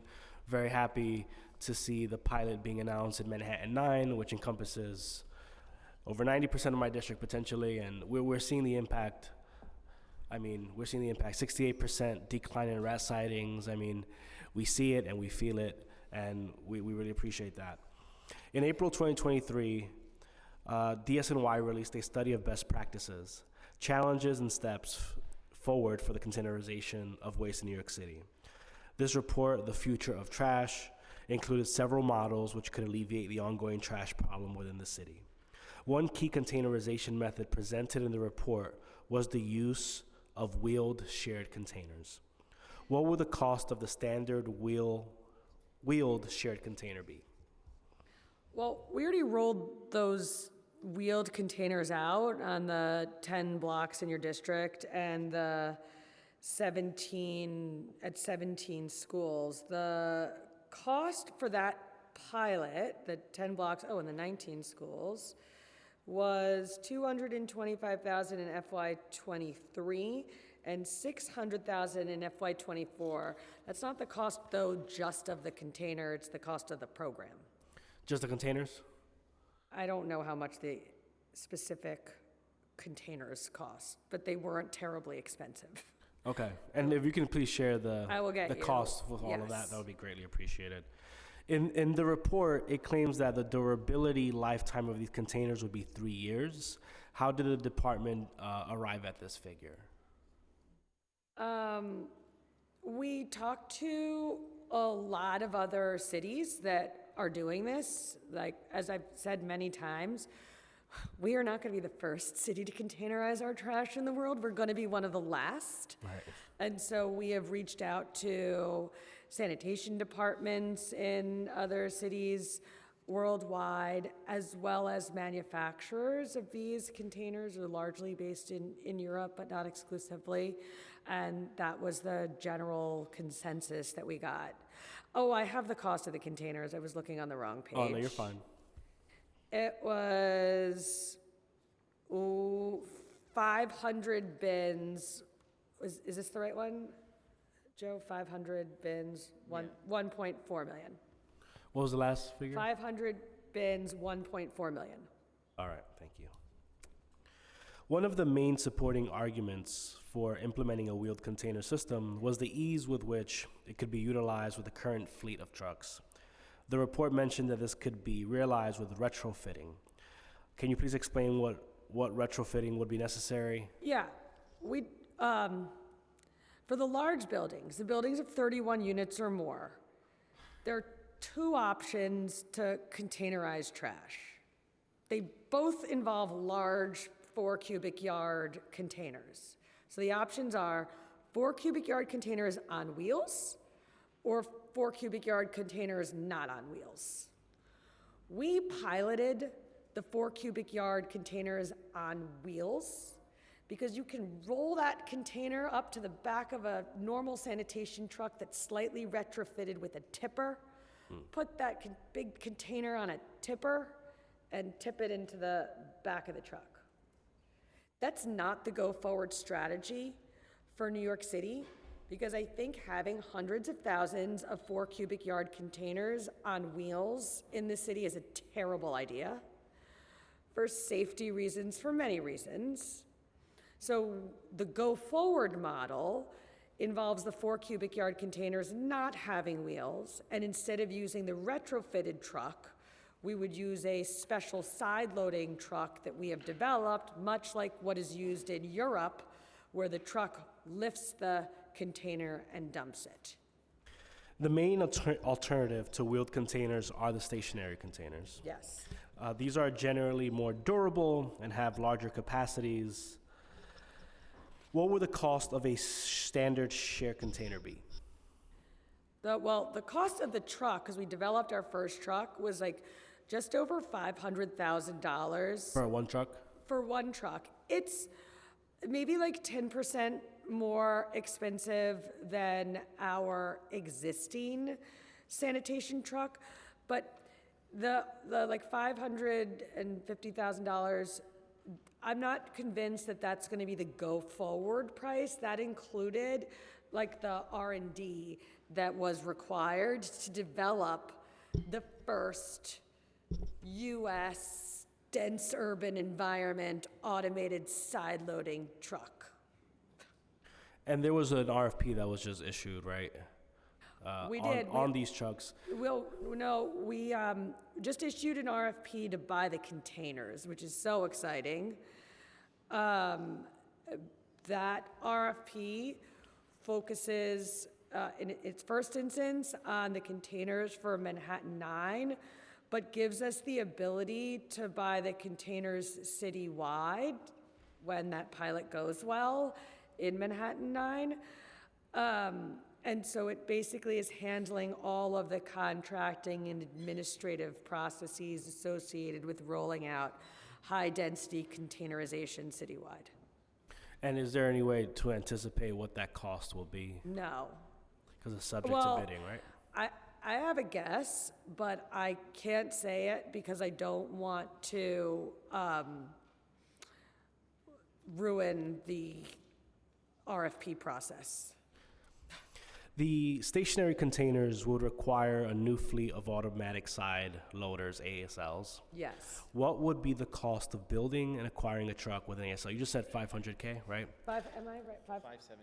576,000 was the cost of the first one, but as I mentioned before. That is a significant capital cost. And is there any anticipation that when you buy in bulk, given that it's moving, Manhattan-wide and then citywide, what do you have an anticipation what that number would be? I don't, given that we haven't bought any but the R&D ones yet, I don't have a price for it, but I would like to see it come like close in line with the costs associated with our rear loading trucks. Right now, it's about 10% higher.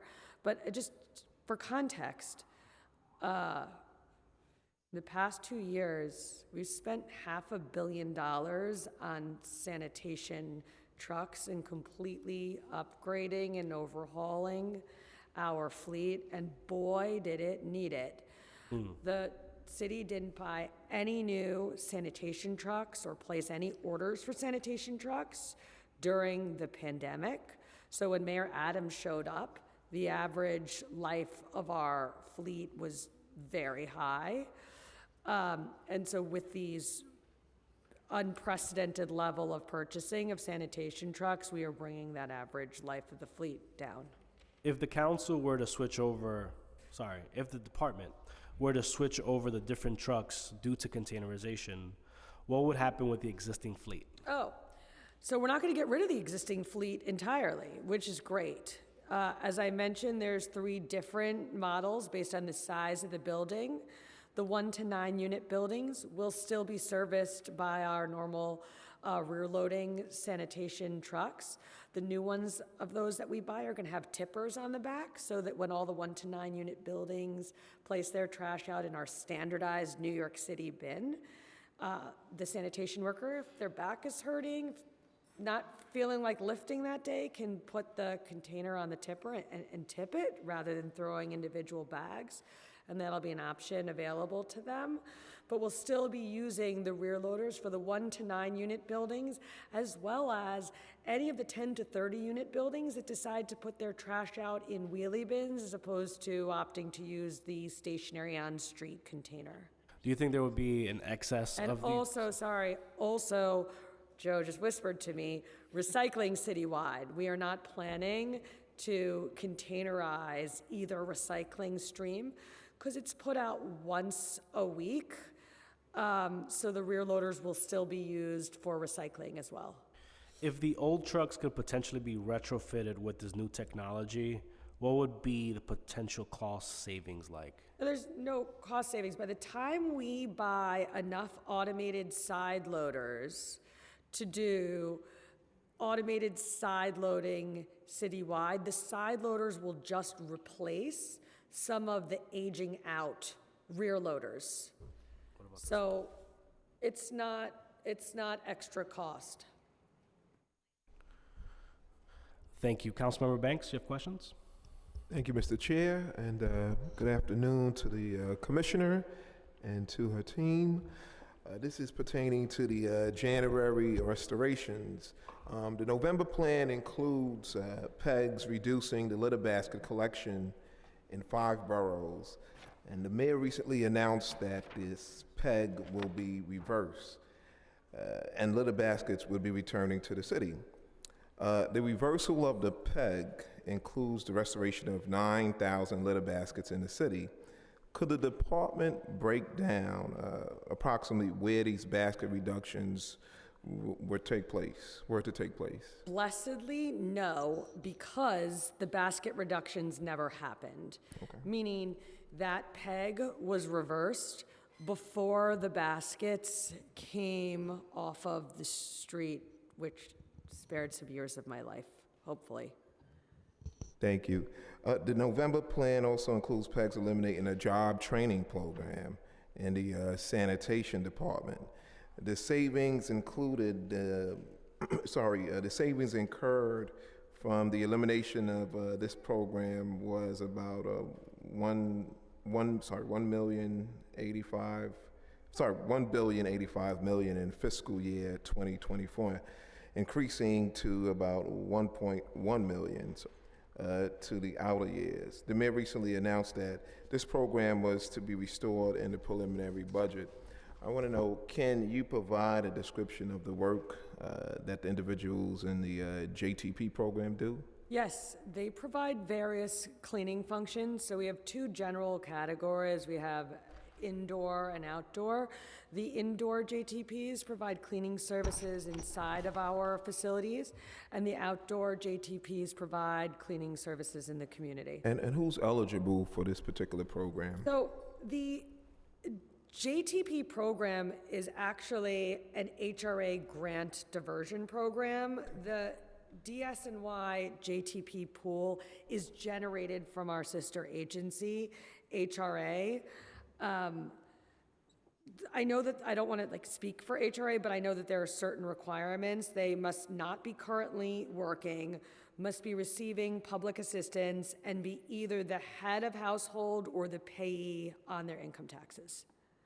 And what is the total budget of this particular program, the JTP program? In FY24, it was 1.85 million, and in FY25, it's 3.87 million.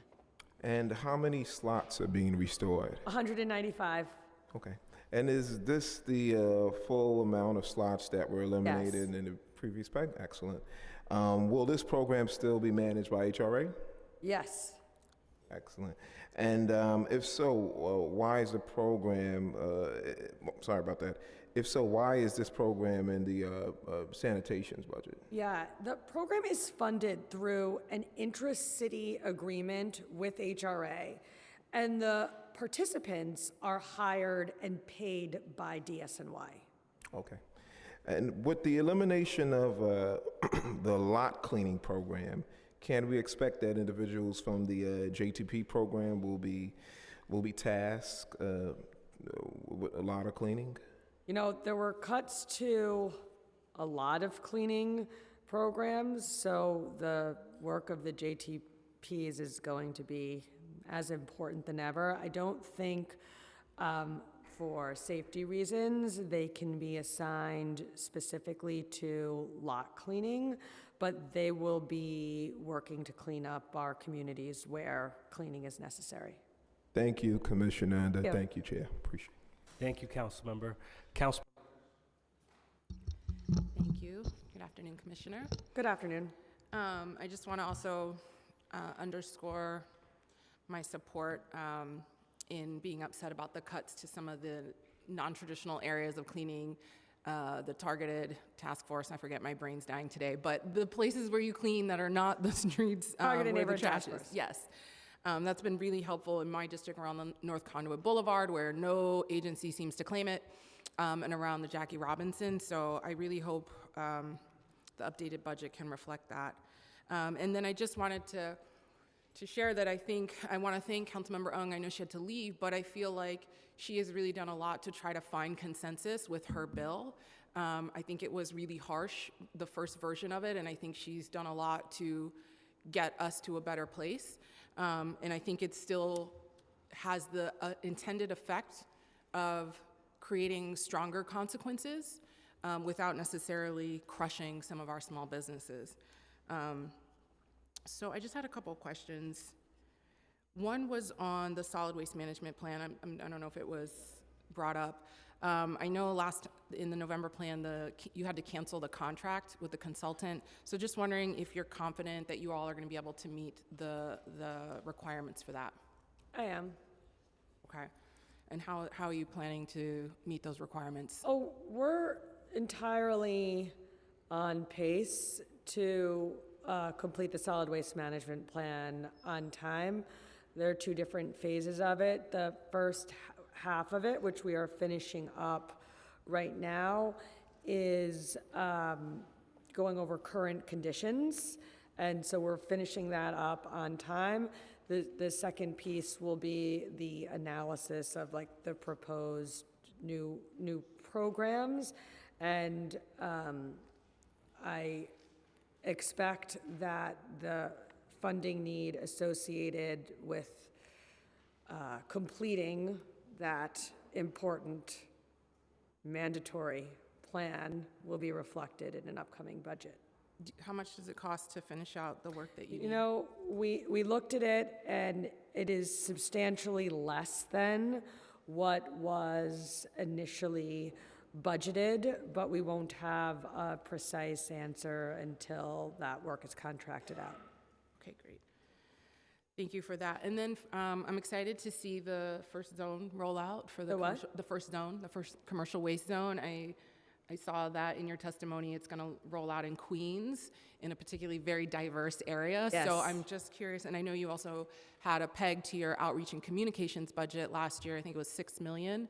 So I'm just curious what the plan is to prepare this community of small businesses, which speak a lot of languages. We just to get them on board. registered, we literally just 2 weeks ago registered the contract for outreach for the first zone and many more, like beyond the first zone. And the plan for outreach has not changed from what I briefed you on, I think about a year ago now at our hearing, which is 2 months of door-to-door knocking to each of the nearly 7,000 businesses before the transition phase even begins. And we will hone and refine that model based on what we see from the pilot and the process of turning on the first zone. So it's a 2-month outreach, advanced outreach, and then a 4-month phase for the Carters to go and speak to potential Businesses, customers. yeah. Okay. And how many, just a reminder, how many Carters will be? It will be full 3 people, full 3 It's Carters 3 in that zone? Carters for, you know, the traditional service, and also 5 citywide containerized Carters, and those are Carters who collect from dumpsters or compactors as opposed to curbside collection. Okay. And then I just have one other question related to the street vendor enforcement. One, I just want to thank your team for being really responsive. We have one particular challenge that I don't, you know, we'll figure it out, I guess. But I just want to thank you all for being responsive to that. There was a video that went around in our district, around the Myrtle Wyckoff area, of it wasn't clear who this person was. Were they PD or they sanitation? Because they were just in a black T-shirt and they had like something on, but you couldn't really see what the badge was in the video. I'll share it with you, but I asked this question only for you to put on the record. When there is an enforcement action with impounding or removing anything, can you describe what those people will look like? Will they be wearing a sanitation uniform, or please, just for the record, so we have it. Our sanitation police all wear a sanitation police uniform, which happens not to be green. It's navy blue. Right. So they will be fully in gear, like in their collared, badged shirts.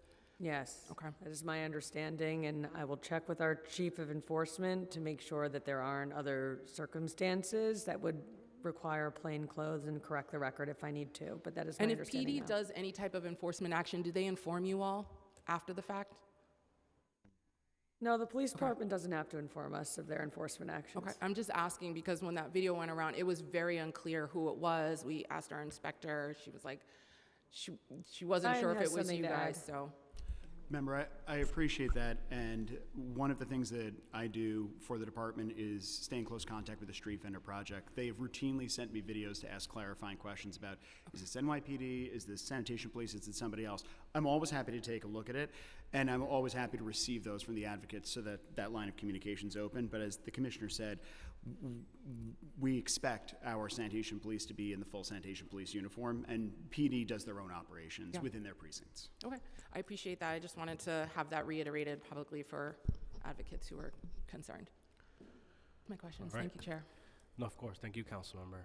I have 3 more questions, and then every other question that I have, I will just forward it to you. And if you can provide your responses to them, we would greatly appreciate that. Can we get that? Sure, All right. of course. Were there any funds that will be unexpended from this year's snow removal budget? From this year's, Snow removal budget. oh, our snow removal budget. Are there, we have Any- not spent our full, are you asking if there's like funds How much have you? remaining? Yes. How much is in budget? How much have you spent? How much is Gotta remaining? get, I have to get that, hold on. Winter weather, hold on. Hold on.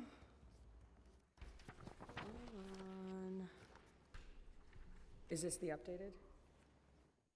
Yes. Okay, sweet. All right, our FY '24 snow budget is $98.2 million. 9.8 or 98? $98.2 million. To date, in fiscal year '24, we have spent $57.1 million.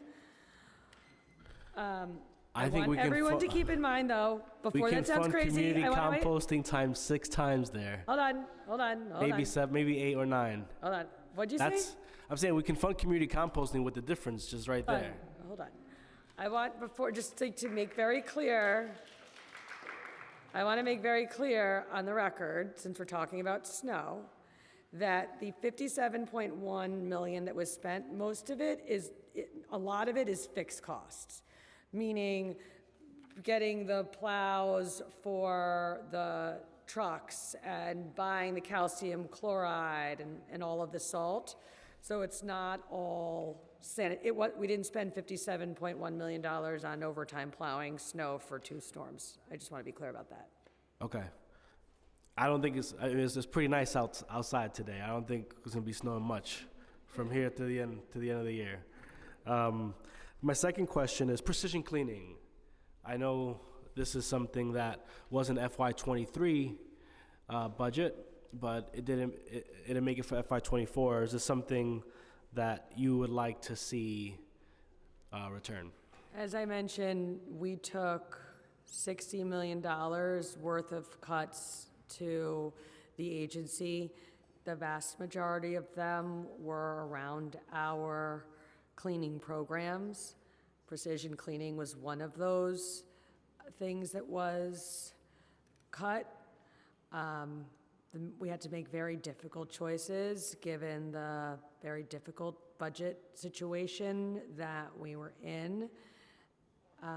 We have not yet started to see the effects of the cuts on cleaning. I expect if they are not restored, that we will start to see the effects this summer as we get more attrition, and certainly by the fall as the organics program begins, because right now we are doing all of our cleaning using our surplus sanitation workers.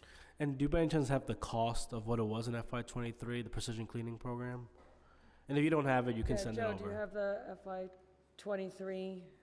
Yeah, sure. In FY23, it was a total of 97 headcount, and that was inclusive of what the baseline city funding was, in addition to the 60 full-time equivalents we got from city council funding, and that was a total of $9.6 million. That's significant. Yeah. All right, my last question. Now it's at 15. Okay. That's a big decrease. So something for us to also be on the lookout for. Priority community composting, though. Come on, let's be real. My last question is on preliminary budget new needs. The preliminary budget includes 44 million in personnel service adjustments for fiscal 2024 only. What was the reason for this new need, and what will this funding support? Joe is going to answer that. Sure. This is really more of a technical adjustment than it is a new need. Every year, we do receive money for various personnel services costs, like the different ancillary costs, like holiday pay and those types of things. Our personal services budget gets adjusted every year based on actual expenditures. Just keep in mind that our PS budget's over $1 billion. So accurately predicting how much we're going to spend each year is a little bit more of an art than it is a science. So we do receive these adjustments annually. And the preliminary budget also included 34 million in OTPS for fiscal 2024. Similarly there, what was the reason for the new need? Or technical adjustment, whatever you call it. So this was primarily for waste export. So our waste export costs are in excess of $500 million a year. Again, how much? Of $500 million a year. So we do every year also receive an adjustment to our waste export costs based on actual expenditures throughout the year. And we're gonna, in our follow-up questions, we want all those costs on exports and all that. My last question is, there seems to be an increasing cost for overtime and with decreasing headcount. That's, normally we see increasing headcount corresponding to increased overtime. But here we're seeing decreased headcount, but more overtime. Can you explain the rationale for that? Chair, we have the highest number of sanitation workers this year, right now, than this department has had in 25 years. So we definitely do not have a decreased number of sanitation workers. We have over 8,000 uniform. My apologies on that. It was increasing headcount. Okay.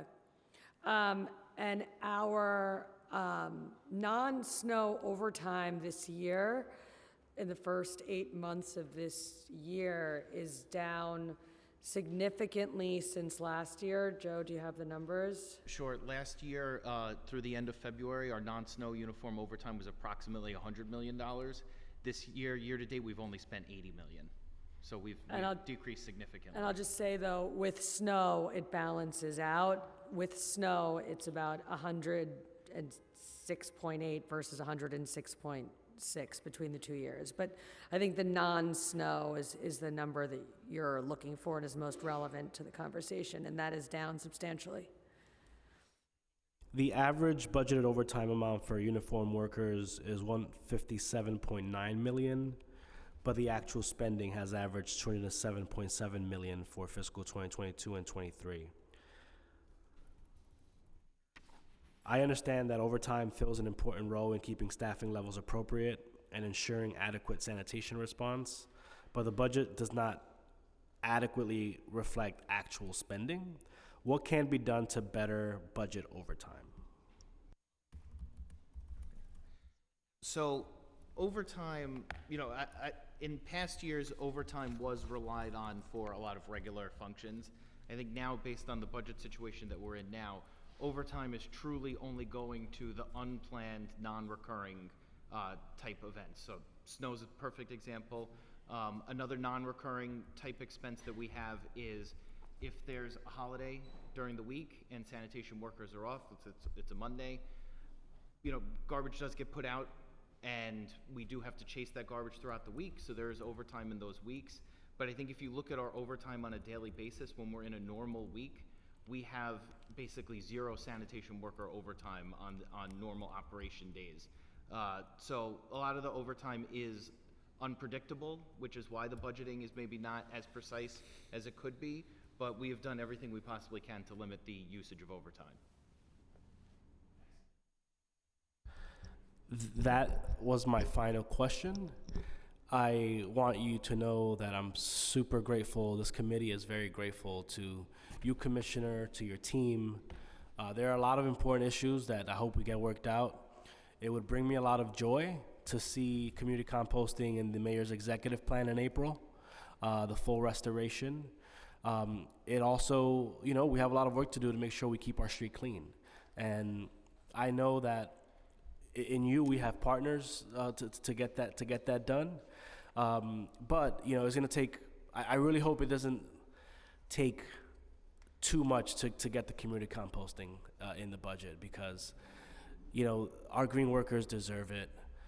They are doing, I consider, God's work, educating our communities, collecting food scraps, processing the compost. I was just at Governor's Island earlier this week at Earth Matters, seeing their operation, and I'm going to continue to visit other sites. Let's not rob them of the civic engagement of keeping, collecting organics and putting out their food scraps and putting them in the local compost bin. It's really a civic activity, and the more that we can replicate that, I think that we're going to see your program succeed as well. And I think it's not an either or. I think we need both. So thank you so much, Commissioner, and to your team. Really grateful for you, and until I see you again.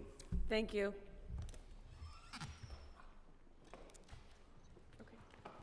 We will be taking a 5-minute break before turning to public testimony.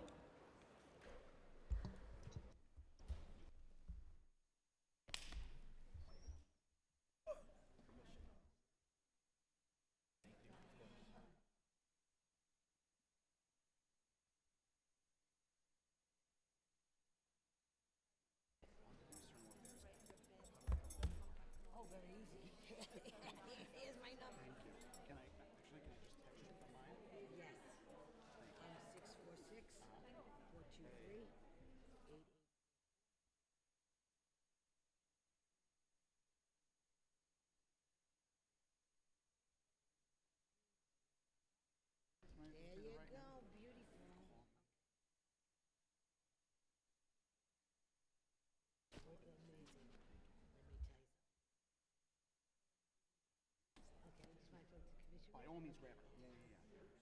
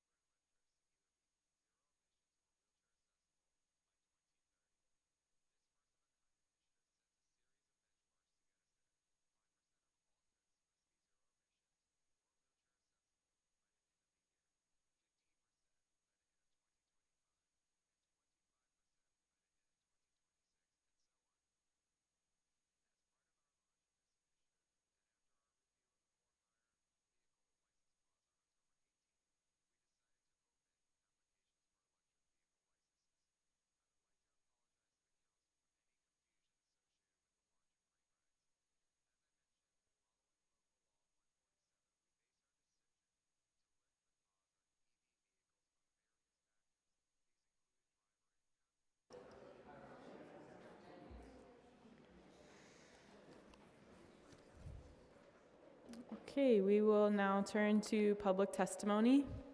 Each panelist will be given 2 minutes to speak. For panelists testifying in person, please come to the dais as your name is called and wait for your turn to speak. For panelists who are testifying remotely, once your name is called, a member of our staff will unmute you and the Sergeant at Arms will give you the go-ahead to begin. Please wait for the Sergeant to announce that you may begin. During testimony, you must remain on topic and please maintain decorum. Witnesses are not permitted to record themselves or this committee, as a hearing will be provided online. Our first panel will be 4 members: Corey Wilkins, Phyllis Yip,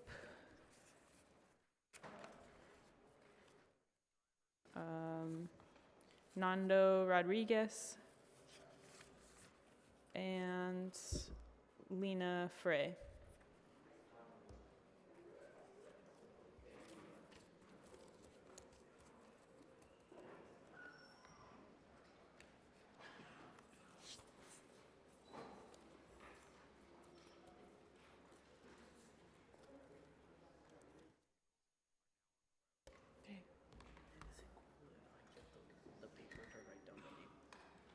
These? Yeah.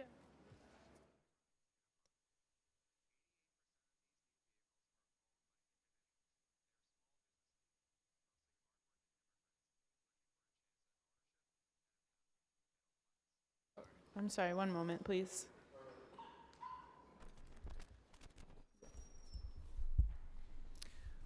Well, hello, good afternoon. Thank you, Chair Abreu, and the members of the Committee on Sanitation and Solid Waste sir. Management. I'm so sorry to I'm interrupt you. We just need to pause for a moment for the chair to come back.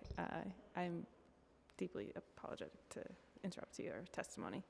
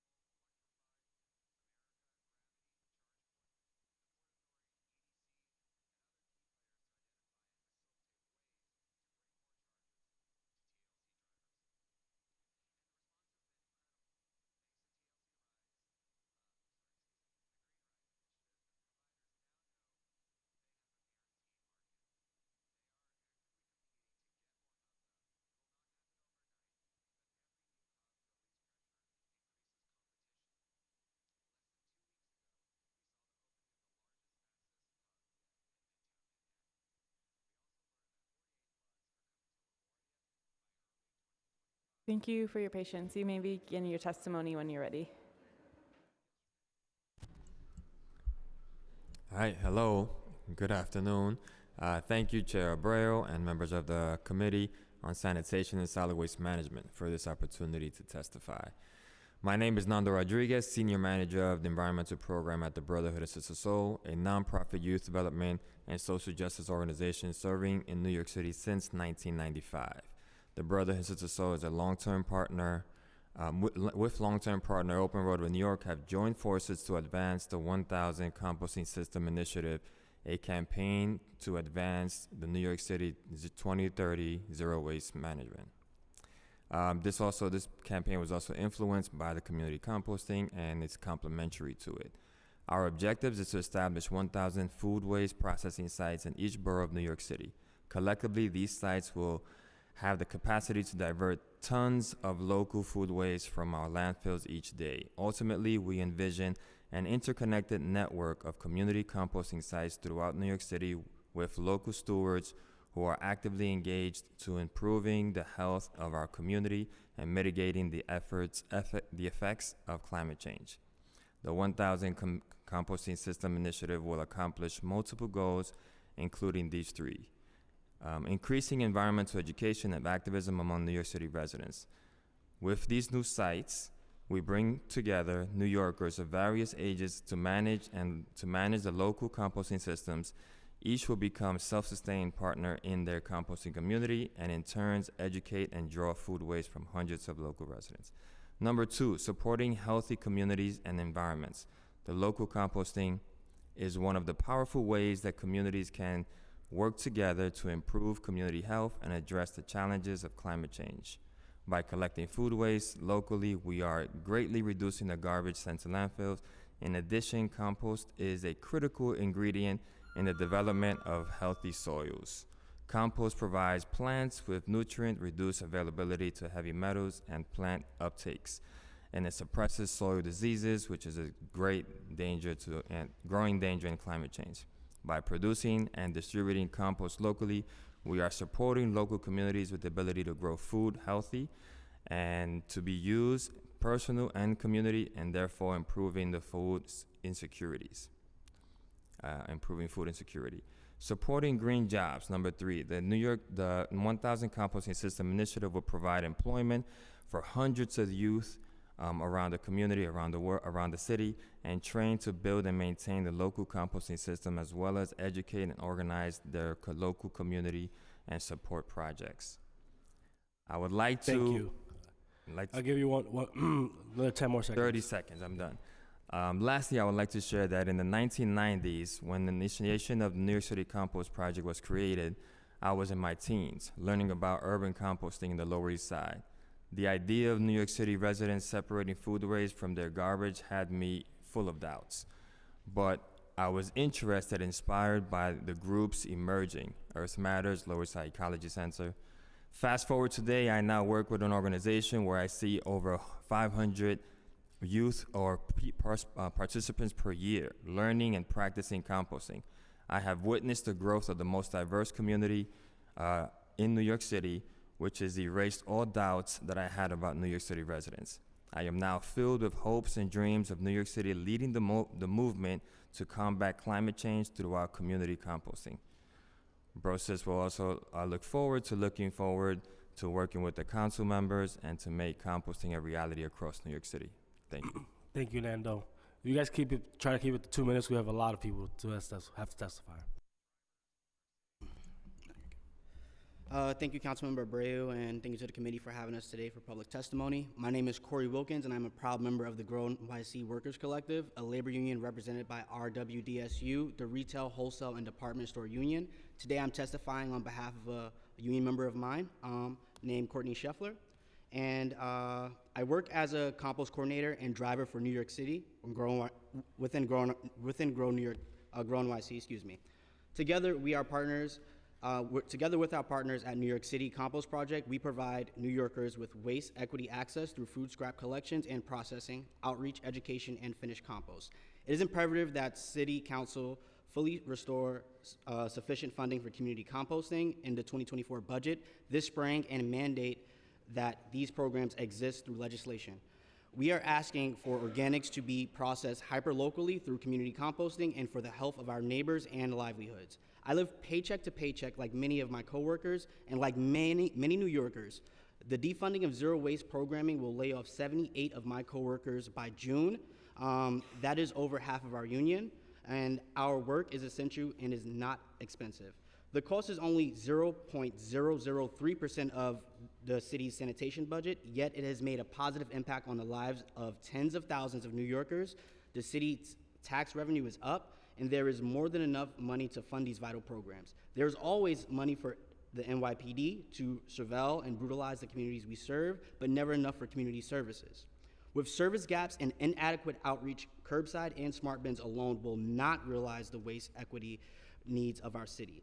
If this administration were earnestly committed to its purported environmental objectives, the services we provide the public would be adequately funded and legislated beyond our year-to-year contracts. Investing in communities is always worth it, especially those disproportionately experiencing environmental injustice. Community compost, zero waste schools, and stop and swap have been defunded just as our union has entered negotiations for our first contract to make our workplace truly sustainable for all workers. We are fighting for both a fair contract and the jobs of over half of our bargaining unit. Defunding our programs is an inadequate justice to communities we serve, the parks and street tree beds we nourish, and to our union workers. Thank you. Courtney. Hi, good afternoon, Chair Abreu and also Sandy Nurse. Thank you guys for sticking around to hear public testimony. My name is Lena Fry, and I am addressing you today as a proud community compost worker and also a member of Grow NYC Workers Collective, represented by RWDSU. The recent decision to cut all funding for community compost and Grow NYC zero waste programs will deny millions of New Yorkers the ability to keep their food scraps out of landfills. And it means over 140 people like myself will lose our jobs. This is a labor issue, and 79 union workers, including myself, across 3 departments will be unemployed by June. We are in a critical moment for our union and for green labor across New York City, with jobs in waste management and education now hamstrung by these short-sighted budget cuts. We need our city to invest in sustainable waste management, build community resilience, and fund green labor, yet the mayor and sanitation commissioner are choosing to do just the opposite. The city cannot sustain a viable curbside organics collection program while working against community composting and the people who maintain it. With the imminent loss of all of the outreach, education, and access that is provided by Grow NYC zero waste programs and the New York City Compost Project, the city's curbside program will continue to stagnate in participation and suffer high rates of contamination. We know that when there are gaps in service, good habits are lost. And if these programs are not renewed, the compost diversion rates will likely never recover. I implore the City Council to reinstate funding for the zero waste programs at Grow NYC and the New York City Compost Project. Funds for these contracts must be made immediately available to save our jobs and the 30+ years of progress we have made towards a sustainable New York City for all. Thank you for your time and consideration.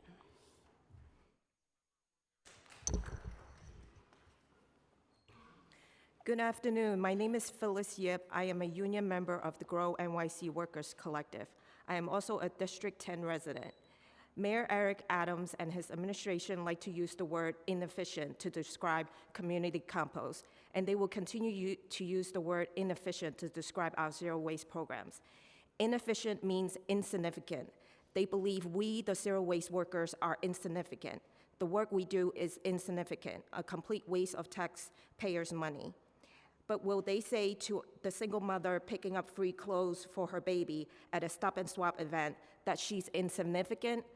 What about the senior citizen who doesn't have a smartphone to use a smart bin? Will they also say that he's insignificant? And then there are the young high school students learning the science behind turning food scraps into fuel for growing new plants. Are they too insignificant? We know there are a lot of competing issues worthy of your attention. I ask this committee and all of City Council to please make zero waste jobs your top priority. You are not only fighting for us union workers, but you are also fighting for the people we serve. They are the city's most vulnerable population, communities of color, immigrants, seniors, and low-income New Yorkers. So do everything in your power to get us back our funding. Thank you for listening. Thank you.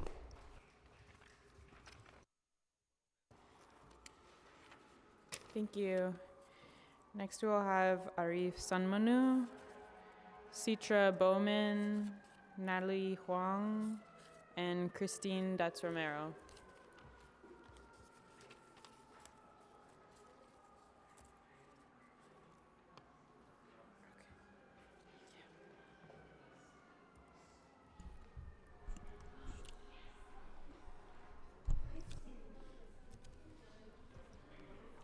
Okay.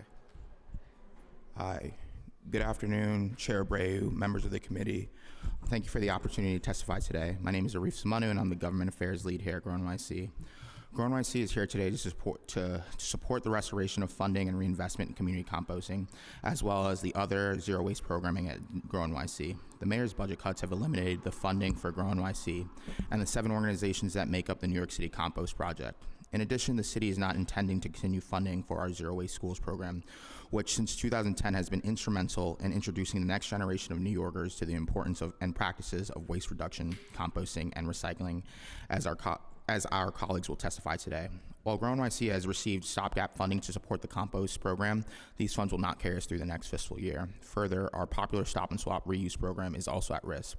While not officially cut, the city has provided no indication of what the process and timing for the restoration of the funds for the compost project and the Grow NYC programs would be. If it is an RFP process, then it is unlikely that we will be able to financially sustain the gap between the restoration of funds and getting a city contract in FY25.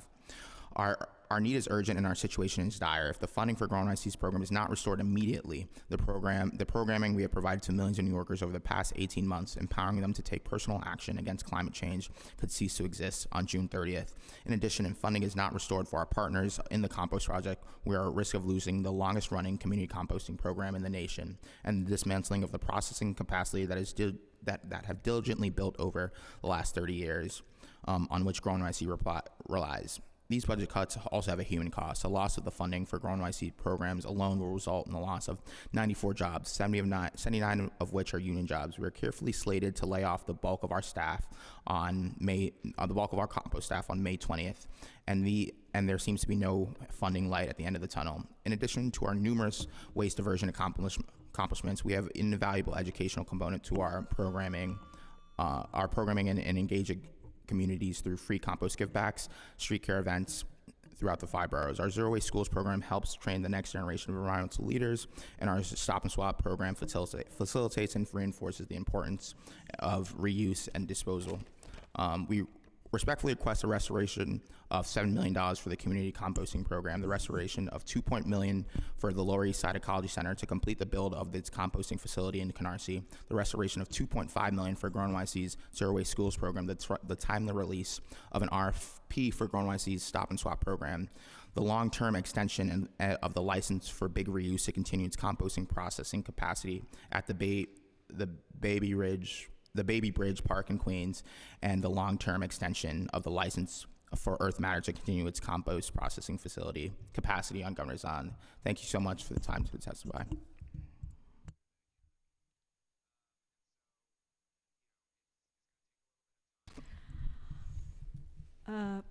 Good afternoon, Chair Abreu and members of the Sanitation Committee. Thank you for this opportunity to testify. My name is Natalie Huang, and like some of the people who have testified before me, I am a proud member of the Grow NYC Workers Collective, represented by RWDSU. I have worked as a compost coordinator at Grow NYC for 2 years now, and together with our partners at the New York City Compost Project, we represent the community composting programs who serve millions of New Yorkers. Grow NYC's compost program was extended in December due to a generous private donor, and while we were told this funding would last until June, we received news last month that, due to cutting operational costs, me and my 53 colleagues will instead lose our jobs on May 20th. I owe my life to community composting, from interning at Earth Matter to training the Master Composter program at the Lower East Side Ecology Center. They empowered me to advocate for community composting and taught me what the citywide organics collection program could not. The joy, beauty, and community that comes from building a compost pile with other people and being able to touch and feel the product of our shared labor.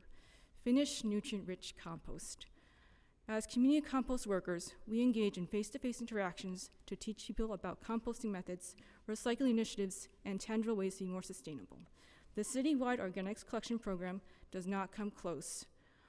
The finished compost created from community composting is returned to local communities to improve their soils.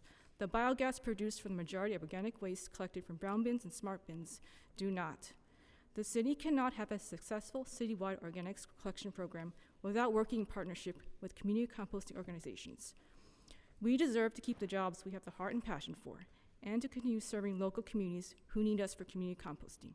The City Council must fight to fully restore funding to Grow Northeast Compost Program and the New York City Compost Project in the upcoming budget, and mandate that these programs are protected through legislation. Thank you for your time and consideration.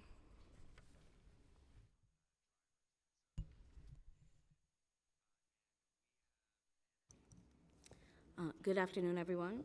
Thank you for this opportunity to testify today.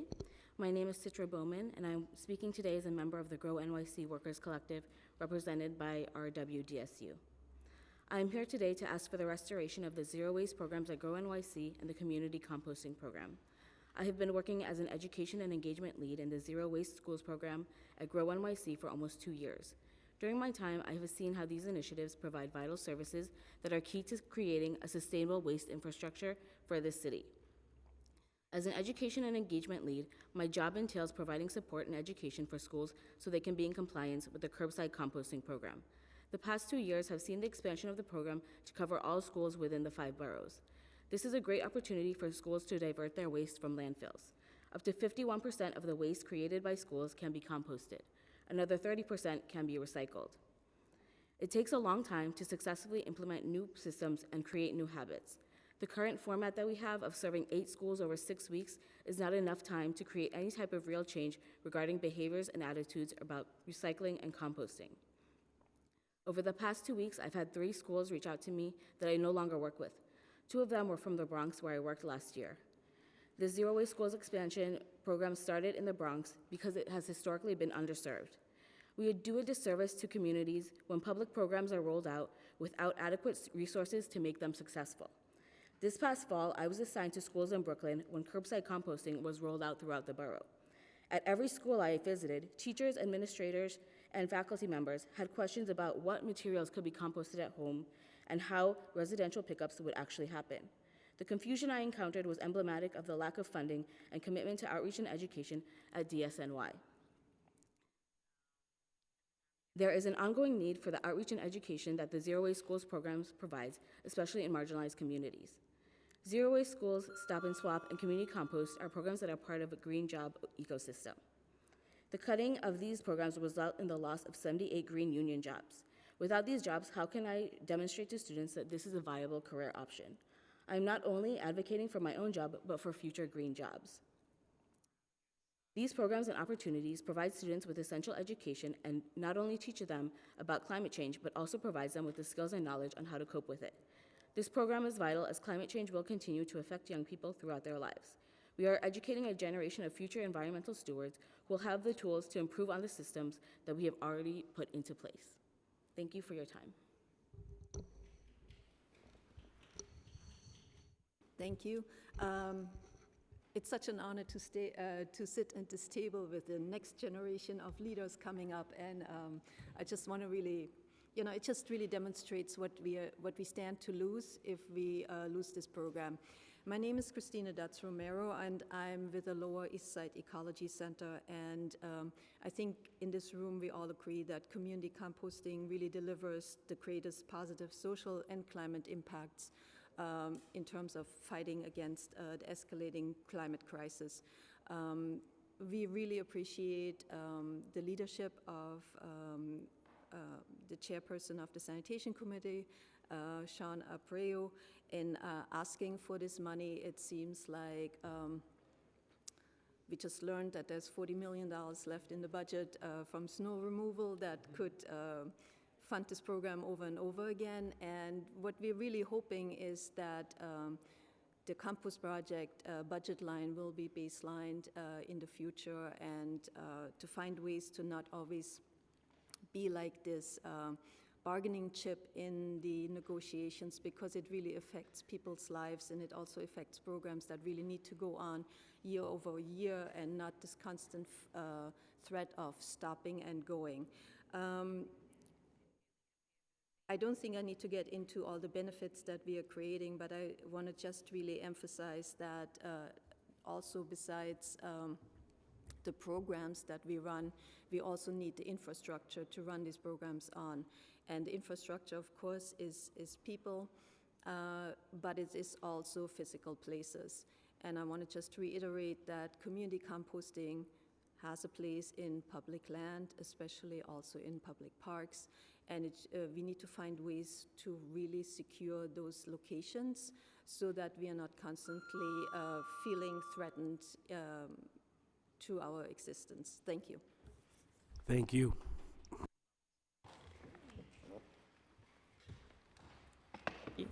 Thank you. Next, we will have Eric Goldstein, Justin Green, Annalise, excuse my pronunciation, Zausner-Mann, and Justin Wood.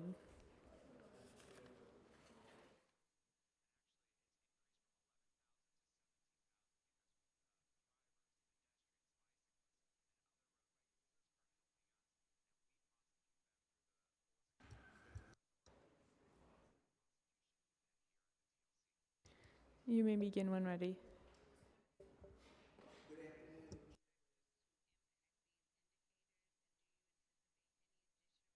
This is Defense Council, and I'm going to summarize my written remarks. First, we're very excited by the Sanitation Department's containerization initiative. It has great potential, and we congratulate Commissioner Tisch on moving that program forward. We urge the Council to continue to fully fund it and to carefully review the results of the initial pilot project. Second, we also support fully funding for restoration and expansion of the street litter basket collection program and the illegal dumping camera program. We urge the Council to provide funding for both of those and to ensure that all neighborhoods, regardless of income level, receive the benefits of the litter basket service, which hasn't always happened in the past.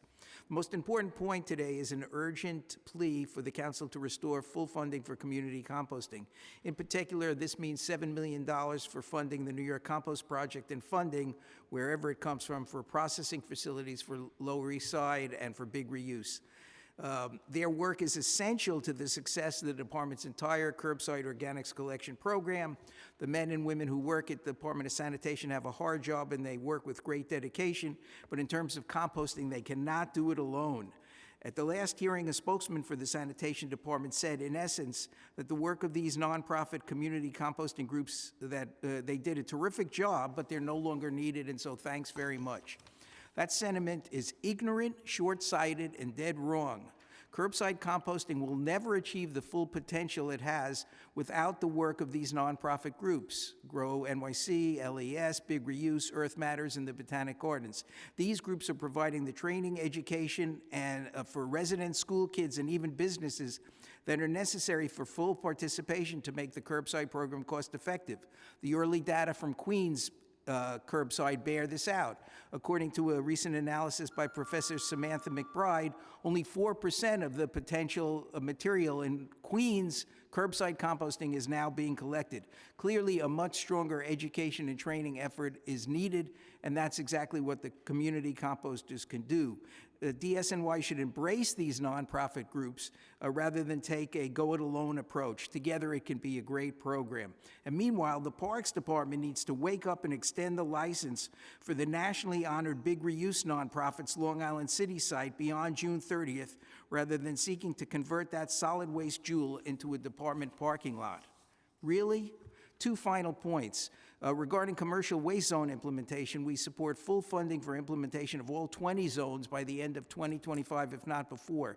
This includes for money not only for implementation, but enforcement and transparency so that the council and the public can understand exactly what's happening with this landmark program. The public needs assurances that the contracts being awarded are consistent with and supportive of the environmental, labor protection, and environmental justice goals that led the council to pass this legislation in the first place. And then finally, the council should ensure sufficient funding for completion of the 2026 solid waste management plan. That needs to include public engagement in plan development. And while we're at it, the council should inquire about implementation of projects that were supposed to have been undertaken pursuant to the 2006 solid waste management plan. The marine transfer station's conversion to handle a portion of commercial waste that is otherwise slated for export, and the completion and redeployment of marine transfer stations at Gansevoort and the Upper West Side 59th Street. Both of those unfulfilled promises from the 2026 plan have strong justifications in terms of environmental justice. Both measures are long overdue and warrant a dusting off and timely re-examination by the department. We look forward to continue to work with you. We appreciate so much your leadership, the two of you and the other council members, and we hope that you will right the wrong and restore funding for community composting in the final budget. Thank you. Thank you, Eric. Thank you, Eric.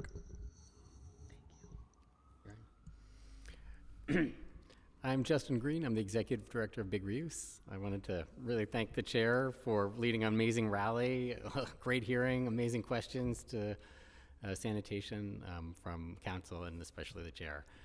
Thanks to ex-chair Nurse for sticking it out and being here. I'm really glad you guys have formed an amazing team to take some of these questions on, so really thank you.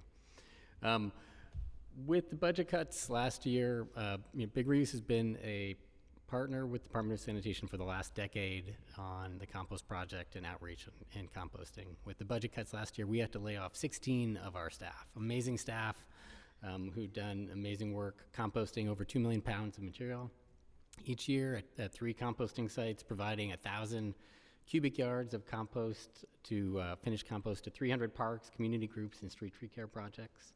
Our outreach team, of which there is still a tremendous need for, was also laid off. They spoke to 75,000 New Yorkers, knocked on 35,000 doors every year, and we're at 600 events a year, speaking 7 different languages.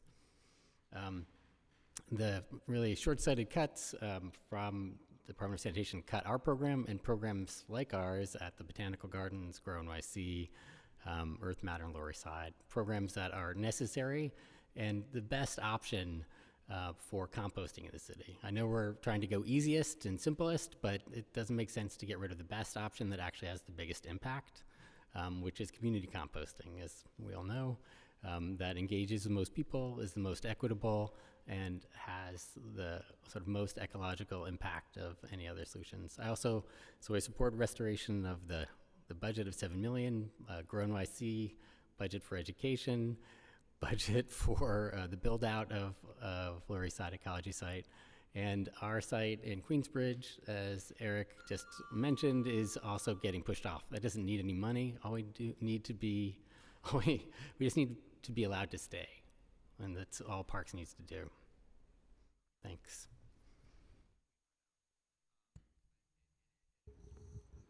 Hi, my name is Annalisa Zausner-Manis. Thank you for being here, former chair, current chair. Incredible, incredible work. This isn't about the budget. 1.9 million, quick math, I was a math teacher for many years. Our program's 7 million, so rounding error percentage of the entire budget. I worked in schools for about 15 years in the middle school classroom, and across the US, I was in Asia, I was in Europe, and what I saw consistently happening was replacing programs.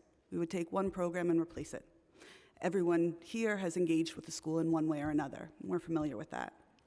I see that happening with this program. We are starting a new program, and as a result, we're putting funds and allocating funds to something new when we have something currently that's in place and works. We are often not providing training, no actual education, and an expectation of a seamless transition, which is very simply not possible, especially when funding is an issue. I'm here to advocate that the city needs multifaceted infrastructure that incorporates different methods, not throwing out something old and introducing something new, but weaving together tried and true with new to create a robust program, a truly diverse way to divert waste. Community composting sites collect and produce actual compost. I want to just emphasize that. Actual finished compost, which is a soil amendment that stays in our city and goes right back into our parks and our street trees. That means fewer vehicles on streets, that means fewer gasoline, fewer emissions, and a circular system. It improves the health of our urban landscape, street trees, air quality, anaerobic co-digestion, which is where the majority of smart bins and curbside goes, does not. So I'm ending with letters from Miss Cahill's class at PS 503, who are watching right now, and wrote letters that are going to Mayor Adams and Commissioner Tisch, fighting for organics to stay here in New York City through community composting facilities, through those partners that my colleague here just named. So, thank you for your time. Thank you for your advocacy. Thank you.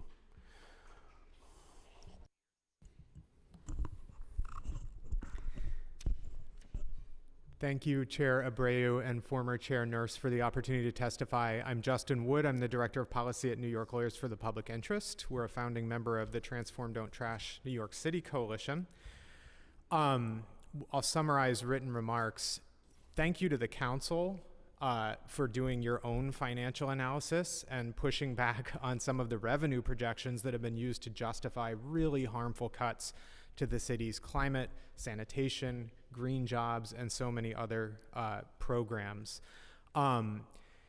It's just not enough. Every year that we're here talking about what we just learned is upwards of $500 million in waste export costs when the climate crisis is increasingly and more severely impacting more New Yorkers every month. So we appreciate the sustained effort to sustain real sanitation diversion programs and job creation programs.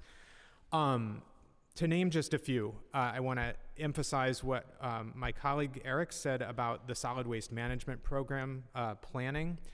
We've not yet held the city accountable for the unfulfilled promises of the last solid waste management plan, which include the build out of major marine transfer stations and the use of marine and rail facilities to lessen the grossly unequal impacts of a truck and export intensive waste system. And so we're looking forward to a real engagement with communities and with the council on the new program. We're concerned that the budget for the engagement consultant was cut. And in our view, the new solid waste management plan should be fully advancing the statewide and economy-wide emissions reductions goals of the Climate Leadership and Community Protection Act. So we look forward to and this is also in keeping with the Zero Waste Act. Thank you, former Chair Nurse, for your leadership on that. It's not enough for the sanitation to simply publish a laundry list, in our view, of laudable but non-comprehensive programs. It's got to be all of the different diversion and job creation programs we've talked about today comprehensively. And I'll just wrap up by saying with commercial waste zones, we're excited for the rollout of a landmark program. We're concerned that the language around it continues to be one of a pilot, especially when both to scale up diversion, safety, and efficiency in the commercial sector, it really needs to sync up in New Yorkers' minds and behaviors with the massive and ubiquitous public education effort that's going to be needed to have us all doing organics recycling at home, at work, in public spaces, and everywhere. So I'll wrap up with that. We look forward to submitting written comments, and thank you. Thank you for that.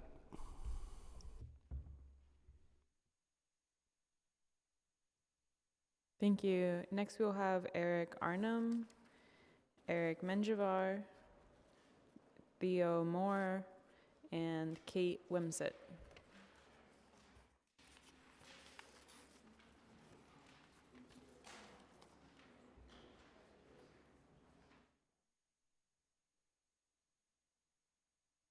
Looks like one of them had to leave. It looks like at least one person left. I don't know who it is yet.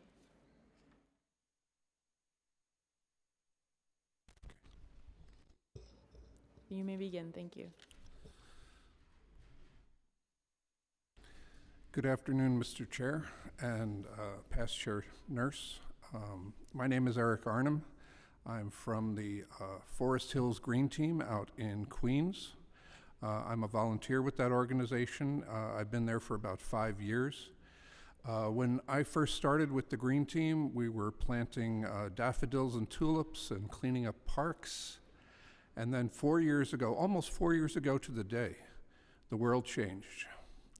I remember it vividly. March 13th, 2020, the world shut down because of the pandemic. And something else that shut down was the composting operation that was going on in McDonald Park, which is right near the post office. Excuse me, right near the post office in Forest Hills. The Green Team saw an opportunity to fill a void, and we began doing composting, community composting collections every Sunday morning at McDonald Park, and pretty soon we had 200 clients who were coming every single Sunday to see us. And I remember there was this one woman I knew from when my daughter was in school. She got very mad at me because I told her that we were going to be there every Sunday, and then we took Memorial Day off. And she came with her bag, one of these, and we weren't there, and she was very upset by that. And what I want to say is that community composting, we talk about the education, but we also should talk about it becoming a sort of town square for people to come, and especially during the pandemic when we were so, isolated and trapped in our homes, to come and interact with their neighbors, with us. Something else that we do, we put out a table, we gave out masks and all of the other, what do you call it, the sanitizer and the test kits and everything like that. But why are we still in business? The reason is because out in Queens, as Mr. Goldstein just said, the rate at which people are complying with this program is so low. Even in my building, we do not collect. So I think that community composting provides that service. Thank you very much.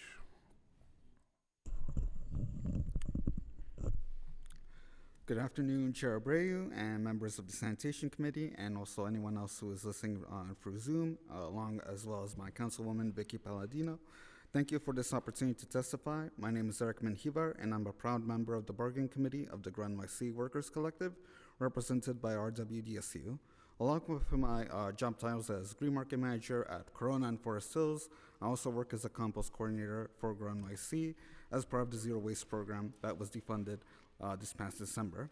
We, the workers of the Zero Waste program, divert more than 8.3 million pounds of organic waste every single year, along with 85,000 pounds of reusable items are collected across the city and provided to our communities, and we educate over 450,000 people about authentic sustainability through community composting. My objective here today is to simply reiterate what I've been saying the last couple of times while I've been here. And last time I spoke about consequences, and we are seeing the consequences in real time regarding these budget cuts. We were saved miraculously because of an anonymous donation, but it is limited, and because of that, hours have been reduced and sites have been closing, among them in Forest Hills, in which we had to reduce an hour of service, leading to a lot of people who are frustrated and also public trust diminishing. These budget cuts are nothing less than a betrayal of public trust and also disrespect to the workers of GROW NYC and also our community composting organizations.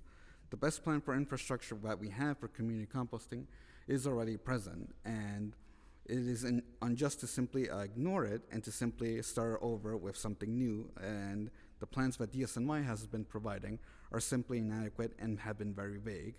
I ask that the City Council reject the tolerance of this vagueness and ignorance that DSNY is displaying, and that we ask for the complete restoration of the funds, not only for the New York City Compost Project, but also for all zero waste programs, because these are vital for all of our communities in New York City.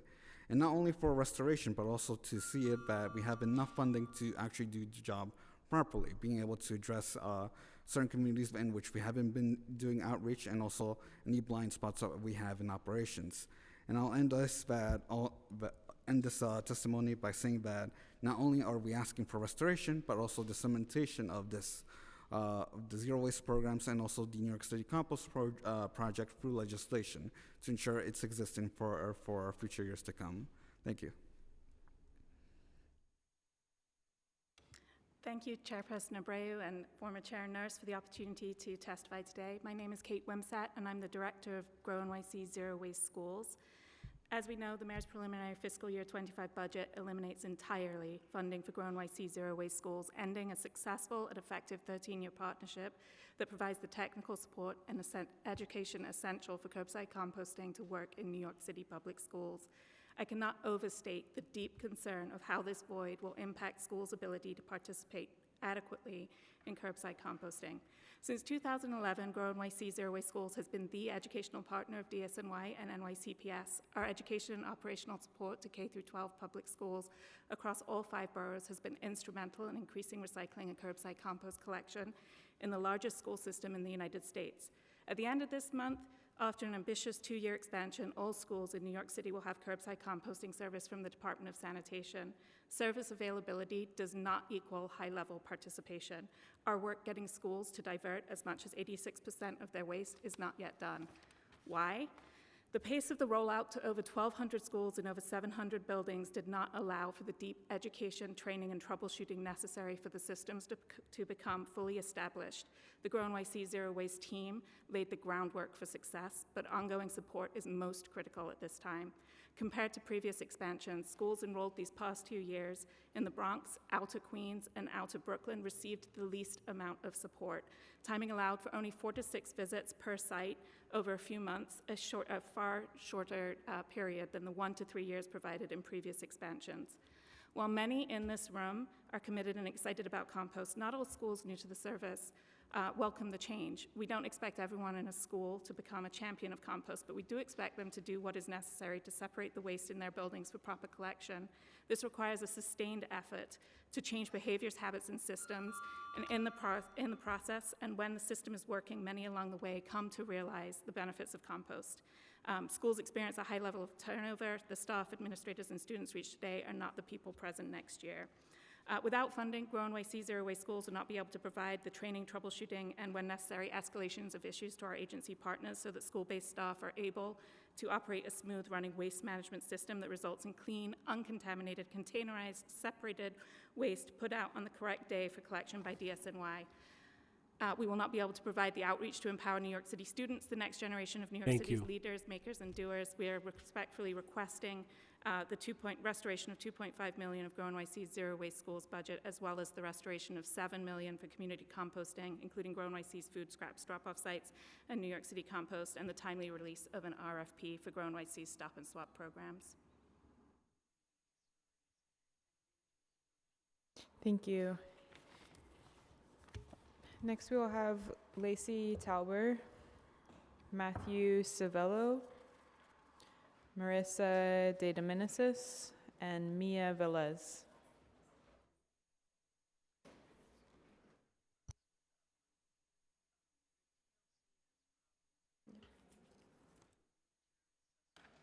Thanks for your patience. I know you've been waiting a few hours.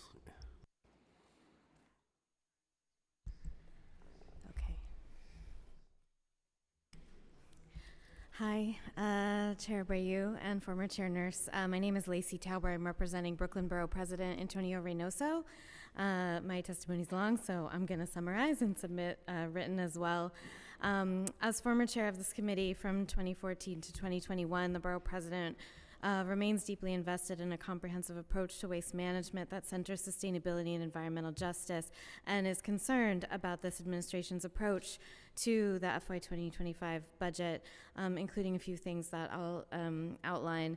The first is administrative staffing, outreach, and communications. As we've discussed, this year, DSNY is going to implement some of its most transformative programs, including commercial waste zones, curbside organics collection in Manhattan, and requiring residential building owners to containerize their trash.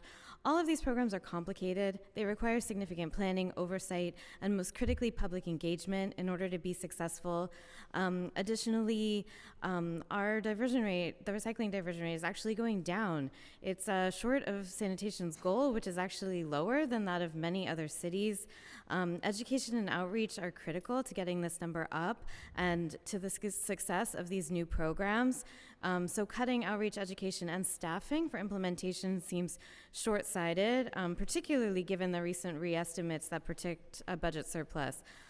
Similarly, on the solid waste management plan, I just want to underscore that this plan is going to guide solid waste management in the city for the next 20 years. And the 2006 plan had really transformative measures in it, including bringing a metal glass plastic recycling facility to the city, which is now operating in Sunset Park, developing the MTSs, which was a huge win for environmental justice advocates who really had a role in participating in shaping the plan. Because it really helped get trucks off our streets. Oh no, I'm sorry. Okay, really quickly, community composting. He's a big supporter. You've heard it all already. I will just add specifically that he really wants to see big reuse and the Lower East Side Ecology Center continue to operate in their spaces. And then finally, something kind of random. The Brooklyn District 1315 Sanitation Garage. He's been advocating for this to be part of the capital plan because their facilities are among the worst physical plants in DSNY's holdings, and they continue to not be part of the capital budget, despite the fact that City Council had approved site selection for a site in 2006. It was never funded, and actually that site was just sold by National Grid to a real estate company for $51 million. So we lost our opportunity. Thank you. Thank you so much. Guess I'm next. Thank you. I'm Matthew Savello, Chair of the Manhattan Solid Waste Advisory Board, and I am reading on behalf of the 4 Solid Waste Advisory Boards. Thank you, Chair Abreu, today for holding this important hearing, and thank you to former Chair Nurse for holding so many of these meetings in the past. It was greatly appreciated. The current solid waste management plan of 2006 recognized waste export as unsustainable, recommending aggressive recycling diversion goals, education initiatives, and in-city processing facilities. Of our new waste policy initiatives, most notable is mandatory curbside organics collection, which organics make up 40% of what we export to waste for landfill and incineration disposal. Curbside organics is expected to divert eventually a substantial portion of the 1.1 million tons of organics annually away from disposal to landfill and incineration, and shift nearly $200 million in associated fiscal spend to beneficial uses like compost and composting. Our past initiatives, however, should inform our current policy initiatives. Today, the planned support for mandatory organics is similar to our 35-year support for recycling, offering curbside collection, smart bin availability, enforcement, and perhaps additional organics collection days.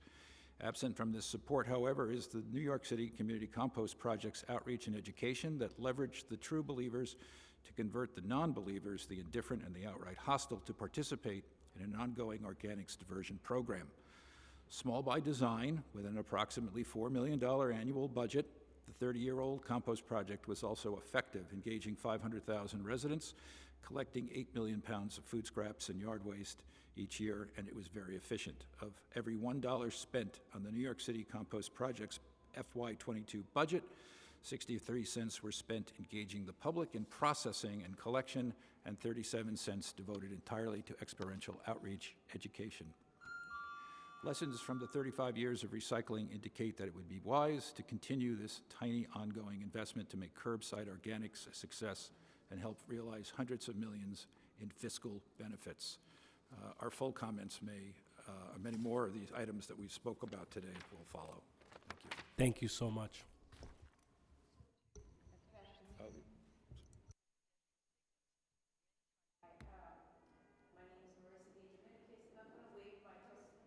Oh, good afternoon.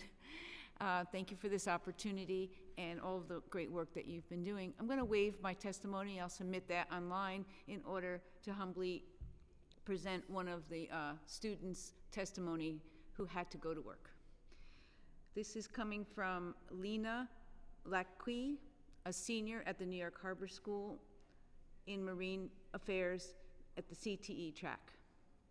I've worked closely with Earth Matter since my sophomore year. I couldn't imagine not having a resource like Earth Matter in my school life.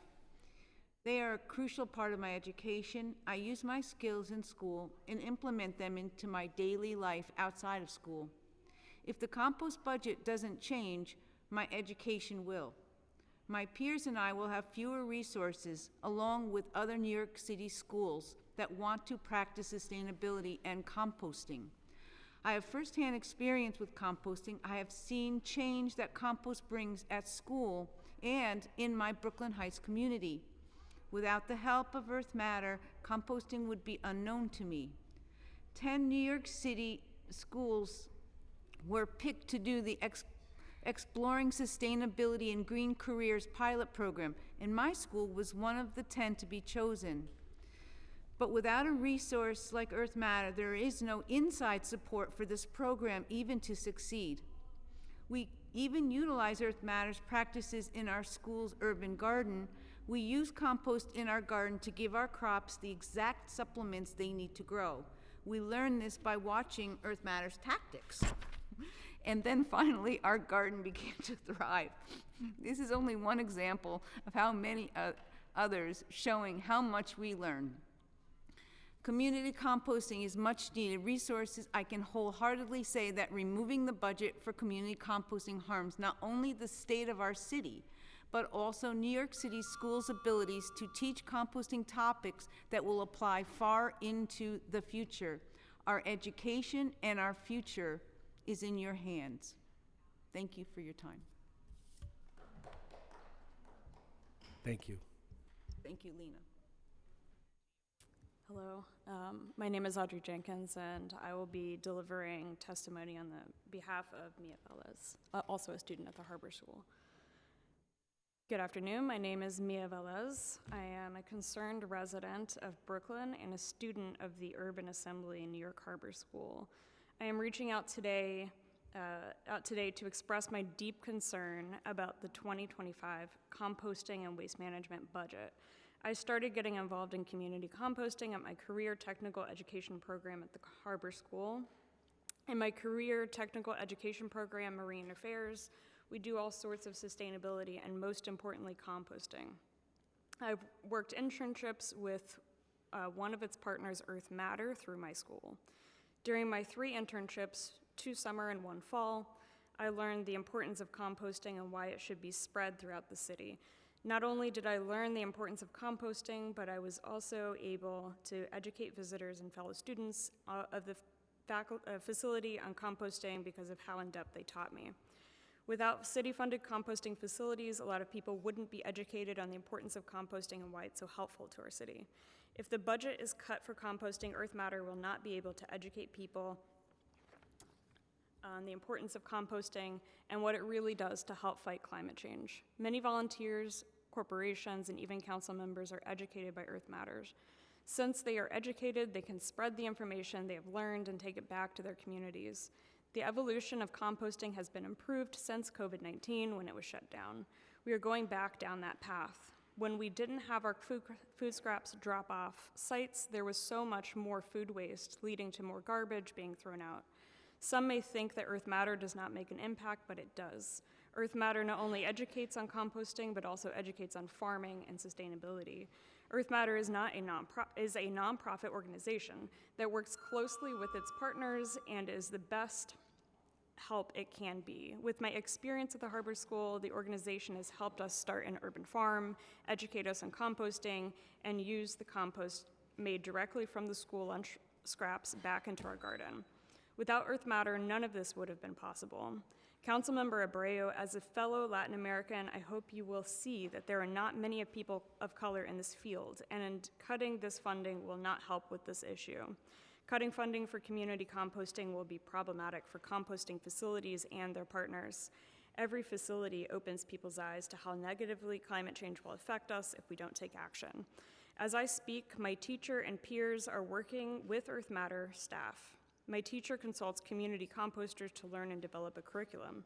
We have that privilege, and others should have that privilege. The mayor wants to move us into a green careers-driven city.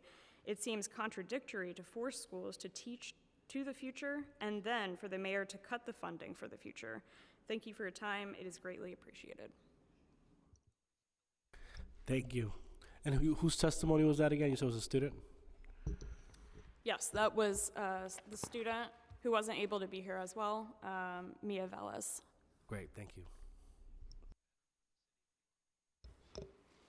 Thank you. Our next panel will be Anita Chan, Samantha McBride, Robin Nagel, and Andrea Liskey.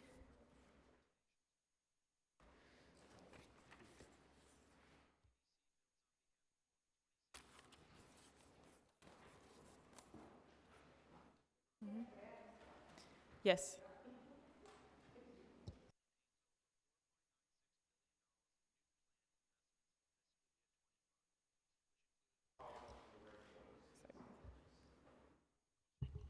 Hi, good afternoon, Chair Abreu and committee members. My name is Anita Chan, and I'm a lifelong... Your mic on? Oh, I thought it was. It needs to be red. Can you hear me? Yes. Okay. Good afternoon. My name is Anita, and I'm a lifelong New York City resident, a composter, an Earth Matter New York board member, and a member of 350 NYC Waste Not. I am here today to urge the City Council to restore the funding for community composting for the upcoming fiscal year and beyond.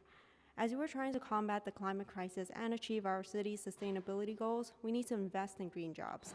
My first green job was when I was 16, and I've worked many more since. 2 weeks ago, Mayor Adams said that he wants to make New York City the leader in green-collar jobs. We must first restore the jobs that were lost last year and secure the ones that will be lost in the upcoming months due to the budget cuts, and then we can go on to creating more jobs for the new graduates, people looking to switch careers, and our youth who are planning to pursue degrees in climate. Earth Matter, Big Reuse, Lower East Side Ecology Center, the 4 Botanical Gardens, and Grow NYC have proven their ability to efficiently utilize a very small budget to create robust compost programming, education, collection, and processing that benefits a large network of organizations, schools, gardens, and individuals year-round. When you participate in community composting, you're able to trace your food scraps to a processing site and know that it's composted and it will nourish our soils. Having staff food scrap drop-off sites, in-person compost education, local processing, and door-to-door outreach are crucial for the success of the brown bins and the orange bins program, and the organic waste diversion as a whole in our city. So community composting should be funded through the city, not by private donations. The city needs to properly fund it and let them lead on the expansion of organic waste diversion. Thank you to all the City Council members who have been showing their support already, and we hope to get everyone else on board to restore the community composting budget. Thank you.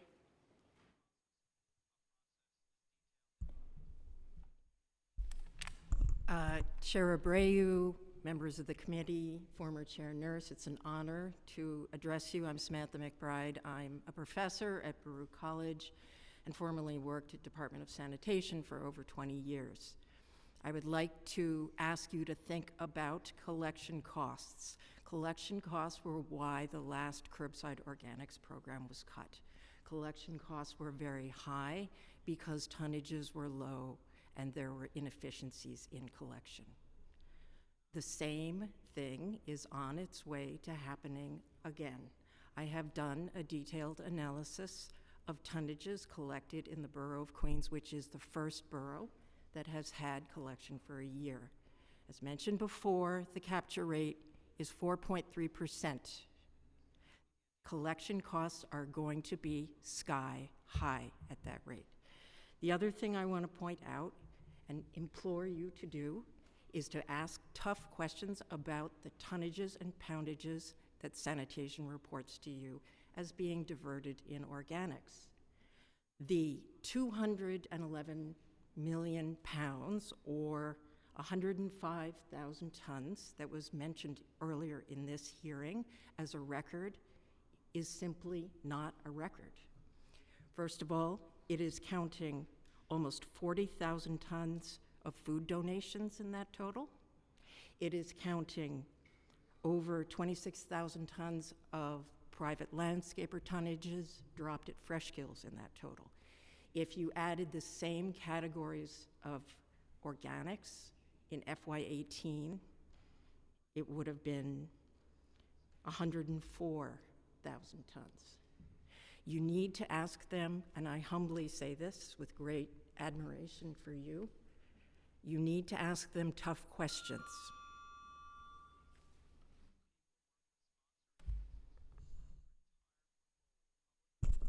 Thank you, Chairman Abreu and former Chair Nurse and the Council. I'm Dr. Robin Nagel. I'm a professor of anthropology and environmental studies at New York University. Community Compost represents the best grassroots community organizing efforts of New York City and has taught us how important compost is. Amputating Community Compost tells New Yorkers who have dedicated themselves to the city's environmental well-being through decades of work with compost initiatives that their work doesn't matter. It disrespects the countless hours of labor and faith that have propelled the entire organics conversation into the mainstream.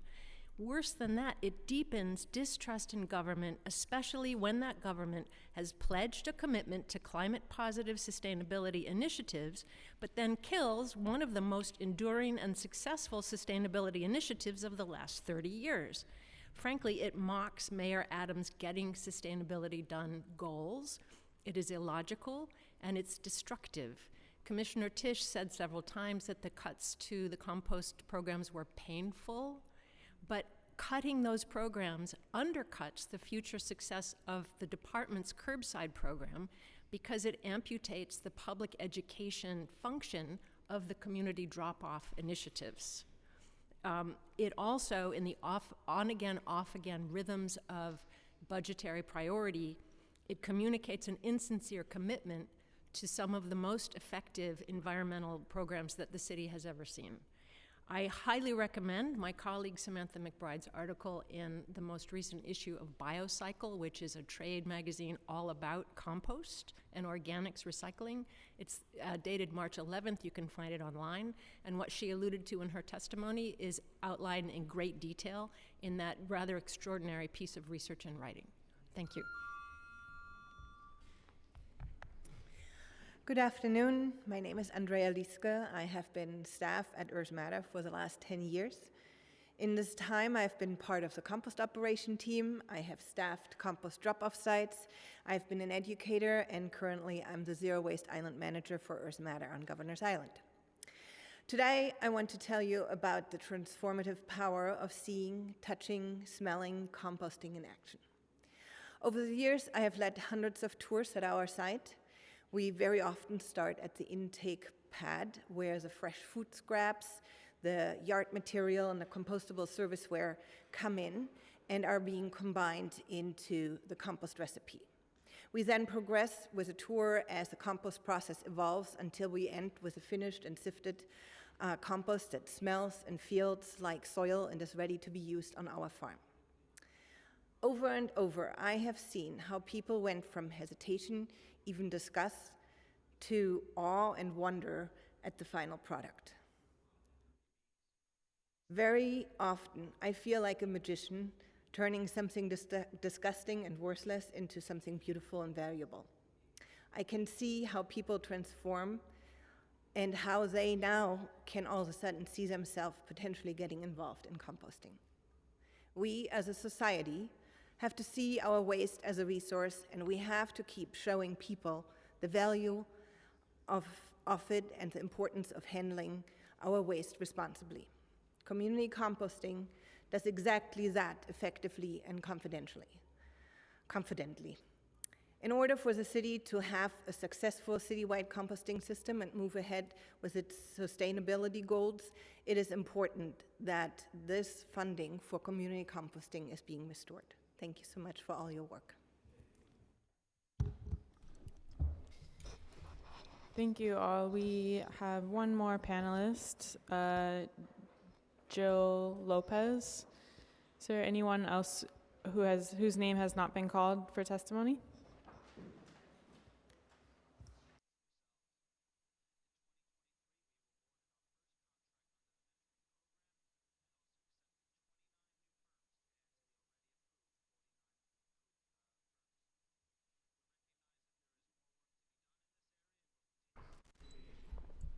Hi, my name is Gil Lopez. I'm a compost professional, but I'm a community composter first. I'm a big reuse employee, and I serve on the Queens SWAB. I got to start by saying that the Long Island City Industrial Business Zone, where my community garden is located, now has over 1,000 single-male residents housed and fed nearby with 0 trash cans. My community has been continually denied 311 requests for litter baskets by DSNY, and we demand service in this area. Okay, so we all read the New York Times headline last December declaring that composting's true believers jilted as New York City compost program grows. This headline implies that some folks are non-believers. As an environmental educator who regularly preaches the gospel of composting, I'm here to testify and to convert any non-believers. I'm sorry to see that the folks in DSNY have already left the room. Times are hard, but have you heard the good news? True believers have, like the jilted school green team students who know that putting carbon in the form of compost back into the soil enlivens the living soil food web, which feeds that circle of life. While composting plays a leading role in that cycle, the supporting staff are all of us true believers. Together, the composting community goes beyond DSNY's mission of solid waste management by also bringing ecological resilience and environmental justice to our city. A few examples include the jilted street tree stewards who maintain that compost supports urban canopy, which cleans the air and improves community health. Jilted environmentalists buoy the fact that compost can alleviate flooding and mitigate combined sewage overflow. Jilted civic leaders know that weekly food scrap drop-offs bring neighbors together during this crisis of loneliness. Jilted teachers know that processing food and composting offers endless hands-on learning opportunities. Jilted residents know that composting cools the planet. There's many more jilted people. There's lots of true believers in New York City. I stand with them in affirming to any non-believers that we actively decrease waste to the landfill, and it is us who paved the way for the brown bin's touted success. And no matter your belief system, we are worth every penny of the modest budget we once received. In fact, we are worth so much more. We know it's not DSNY's job or mission to sequester carbon or promote civic leadership, teach our children, provide green job training, mitigate climate change, all of which the New York City Compost Project actually does or did. And we did all of this while reducing tonnage to landfill for DSNY because we acknowledge and we are living proof that these social, environmental, and economic issues are not mutually exclusive. In fact, they are actively informed by one another. And manufacturing a budget crisis to deny funding to the crucial work is not only foolish and cruel, but it in fact, in the face of this global climate crises, and the fact that New York City declared a climate emergency, this defunding of the New York City Compost Project is unethical and completely indefensible. I'll end it there and submit the rest. Thank you. Very powerful. Thank you all. Y'all are great. Very powerful. Thank you.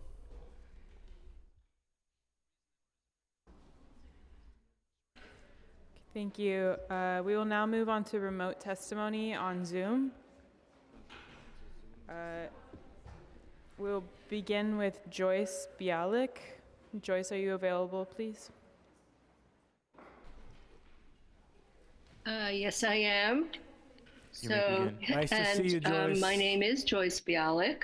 I'm a retired social work educator who currently volunteers as a solid waste educator, member of the Manhattan Solid Waste Advisory Board, and We Act for Environmental Justice.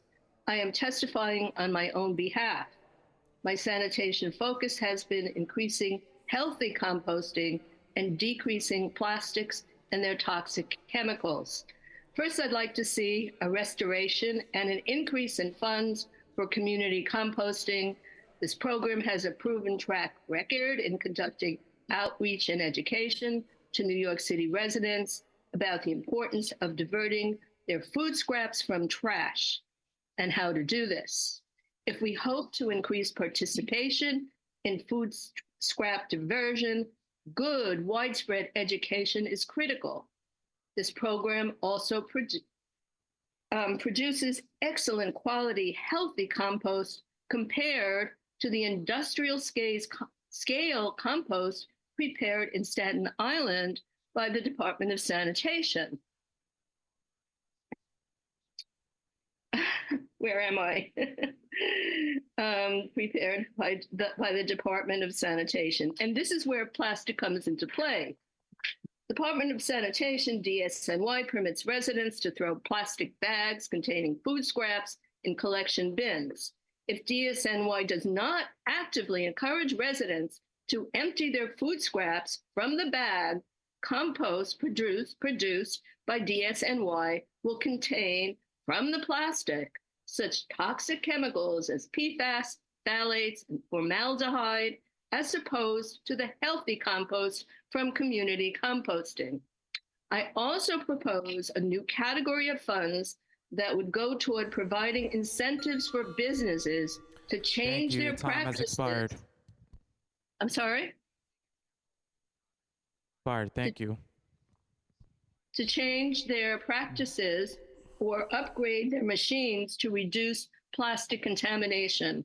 This issue arose with last year's Choose to Reuse bill.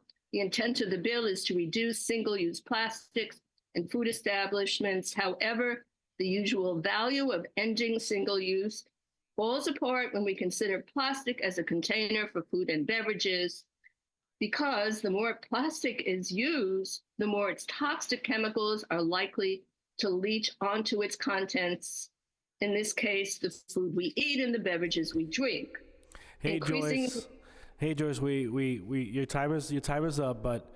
Can I have a minute more? I want to get to a very important piece of legislation. Can I? No. So we're seeing research of the link between plastic and bad health effects. I ask that you include funds in our budget for incentives so that when the Choose to Reuse bill is reintroduced, the incentives will encourage food establishments to substitute metal, ceramic, or glass for plastics for serving and taking out food. Another use for incentives is for washing machine companies to encourage their building machines that have filters for capturing the millions of plastic microfibers that are emitted from each washing machine cycle. For consideration is an upcoming bill to require such filters in commercial washing machines, and the incentive would reduce opposition from the washing machine industry. Thanks for giving me another minute. Bye. Thank you, Joyce. We really appreciate what you're doing for Manhattan Swab and what you're doing in the Upper West Side. We're very grateful for you, okay? Have a good one. You too. Thank you. Next, we'll have Jane Selden, followed by Rashana Shah. Jane, you may unmute yourself. Thank you. I'd like to thank Chair Abreu and former Chair Nurse for giving me the opportunity to speak today. My name is Jane Selden, and I chair a committee on waste reduction at the climate activist group 350 NYC. We at 350 recognize the vital role community composting programs play in educating New Yorkers about the benefits of organic recycling, and we urge the Adams administration to restore funding for these programs without delay. Successful implementation of the mandatory curbside composting law will only happen with widespread participation. Many New Yorkers will need to acquire new habits and behaviors regarding waste disposal and be motivated to do so. This is where community composting programs play an essential role. A flyer or a sign posted above a brown bin is no substitute for a friendly conversation at a farmer's market organics drop-off site. Community composting programs also provide New Yorkers with an opportunity for hands-on experience creating closed-loop food systems and the chance to work alongside neighbors of diverse backgrounds and ages. The social benefits of composting, like civic engagement and community resilience, can't be quantified numerically, but their value on a human level is immense. We also believe the city should prioritize converting organic waste into compost, not biogas, and utilize public parks and local compost processing operations in order to minimize greenhouse gas emissions from transportation. This high-quality compost can be used to nourish the soil of community gardens, street trees, and urban farms. And compost acts like a sponge, retaining up to 6 times its weight in water. Applying compost to the city's green infrastructure, including its over 12,000 rain gardens and its new mini forest on Roosevelt Island, will greatly enhance the effectiveness of these climate resiliency measures. Thank you. Time has expired. Okay. One more sentence, just the funding for community You can finish that composting- thought out. Finish your thought out. Yeah, just one sentence. The funding for community composting, a minuscule fraction of the city's budget, is money well spent. Thank you. Thank you. Thank you. Next, we'll have Roshana Shah, followed by Anna Sachs. Roshana, you may begin. Hi, thank you for allowing me to speak. My name is Rachna Shah. I'm a resident of Forest Hills in Queens, New York City, and I'm the mom of 2 young kids, ages 10 and 7. I'm a zero waste consultant and educator by profession. I'm the co-president of Beyond Plastics Queens and a member of Queens SWAB and the Joint SWAB Legislative Committee. I think I'm going to have to cut some of this for time, but with regards to waste, yes, reorganizing waste is important as a quality of life issue.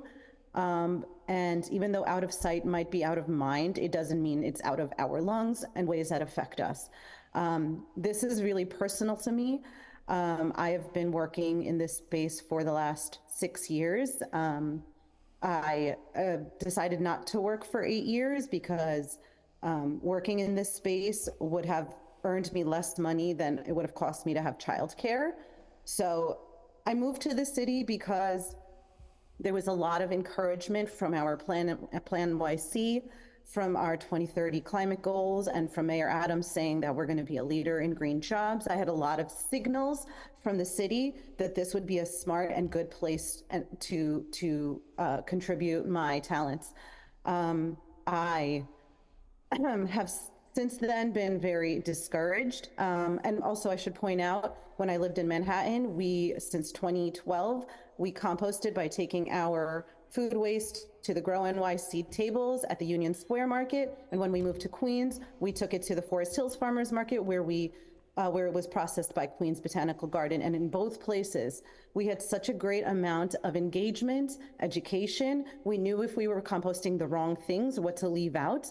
And since then, I've had great relationships with those organizations. I'll say in October last year, I applied for a position at Lower East Side Ecology Center to help them manage their master composter program. Thank you. Time expired. I'm sorry, I'll just finish up quickly. I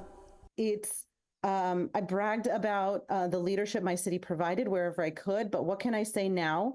When professionals like me that come with deep experience, education, commitment, and passion to do this work, willing to do it for such a small fraction of what they could be doing other jobs for, because they want to be in something that's part of the solution and not working like I used to for big banks that's accelerating a polluting economy, that's destroying ecosystems and environmental justice communities. I want to work for the solution, and investing in community composting is investing in people, and people are a city's most valuable resource.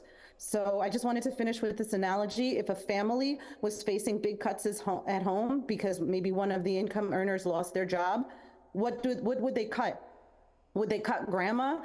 Grandma is an economic burden to the family with her medical bills. No, that would be unthinkable. Grandma has things that are priceless, which is wisdom, and that's the value of community composting. So I urge you, don't cut grandma, don't cut community composting. Thank you. Thank you for that analogy and your testimony. Appreciate it.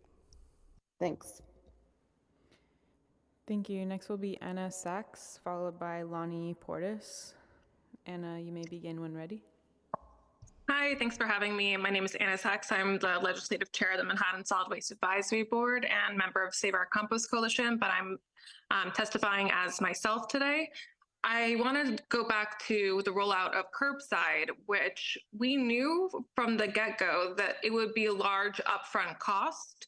And we knew, according to the IBO report, that once we got volumes up, it would be able to save the city around $30 million per year. Because what is the most expensive part of waste is the collection piece. And once you have the volume up, then you would have on a per pound basis, trash and organics being the same in terms of the labor per pound collected. And then the difference would be the tipping fee. And the tipping fee is cheaper for organics than it is for trash, as it should be. And so we knew there would be this upfront cost, and yet we're cutting back on it at exactly the time we should be investing in it, investing in the education and outreach, investing in getting New Yorkers to participate to get the tonnage up so that we can get that cost saving. It really doesn't make sense. And I feel like we're setting ourselves up for failure. And given the history of New York City's like rocky relationship with the organics rollout, I don't know if there will be another chance if this program does not succeed for curbside. So really, community composting is integral to the success of the curbside program, and it is integral to the overall shifting of New York City's waste management from one of trash, where around like 89% of our waste goes, something like that, to a more holistic program where hopefully we're able to reduce what we're putting in the trash by 40% if we're separating out the organics. These are local green jobs, and it's really disappointing yet again to be in this cycle when really the city should be expanding community composting in the face of the climate crisis. Thank you. Time has expired. Not cutting it. Thank you. Thank you, Anna. Thank you. Our final panelist will be Lonnie Portis. Hi, good afternoon, Chair Abreu. Thank you so much for hosting this hearing. I'm Lonnie Portis, the New York City Policy and Advocacy Manager at We Act for Environmental Justice.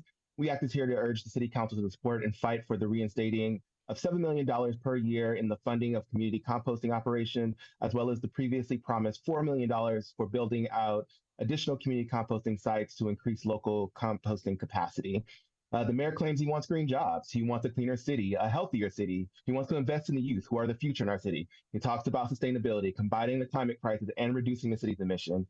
Community composting programs do all of those things and more, and there's no other program in DSNY's budget that positively impacts multiple dimensions of the quality of life of New Yorkers. We need the City Council and this committee to hold Mayor Adams accountable and push back on these short-sighted budget cuts. You cannot accept an adopted budget that does not include funding for community composting. Additionally, curbside organic collection and smart bins cannot be the only aspects of our expanding organic waste diversion infrastructure. New York City is undergoing a cultural shift when it comes to how households and buildings in the city handle organic waste. Community composting operators are vital to increase participation in all composting related programs because of their value outreach and education efforts. I really appreciate your leadership on this subject and this topic, and looking forward to working with this committee and the council more to reinstate community composting in the budget. Lonnie, you know we love working with you, and thank you for everything that you're doing at We Act. Appreciate you. Is there anyone on Zoom who I have inadvertently missed? Okay. Seeing none, I will turn it over to Chair Abreu for closing remarks. I will be gaveling out. This hearing is hereby adjourned.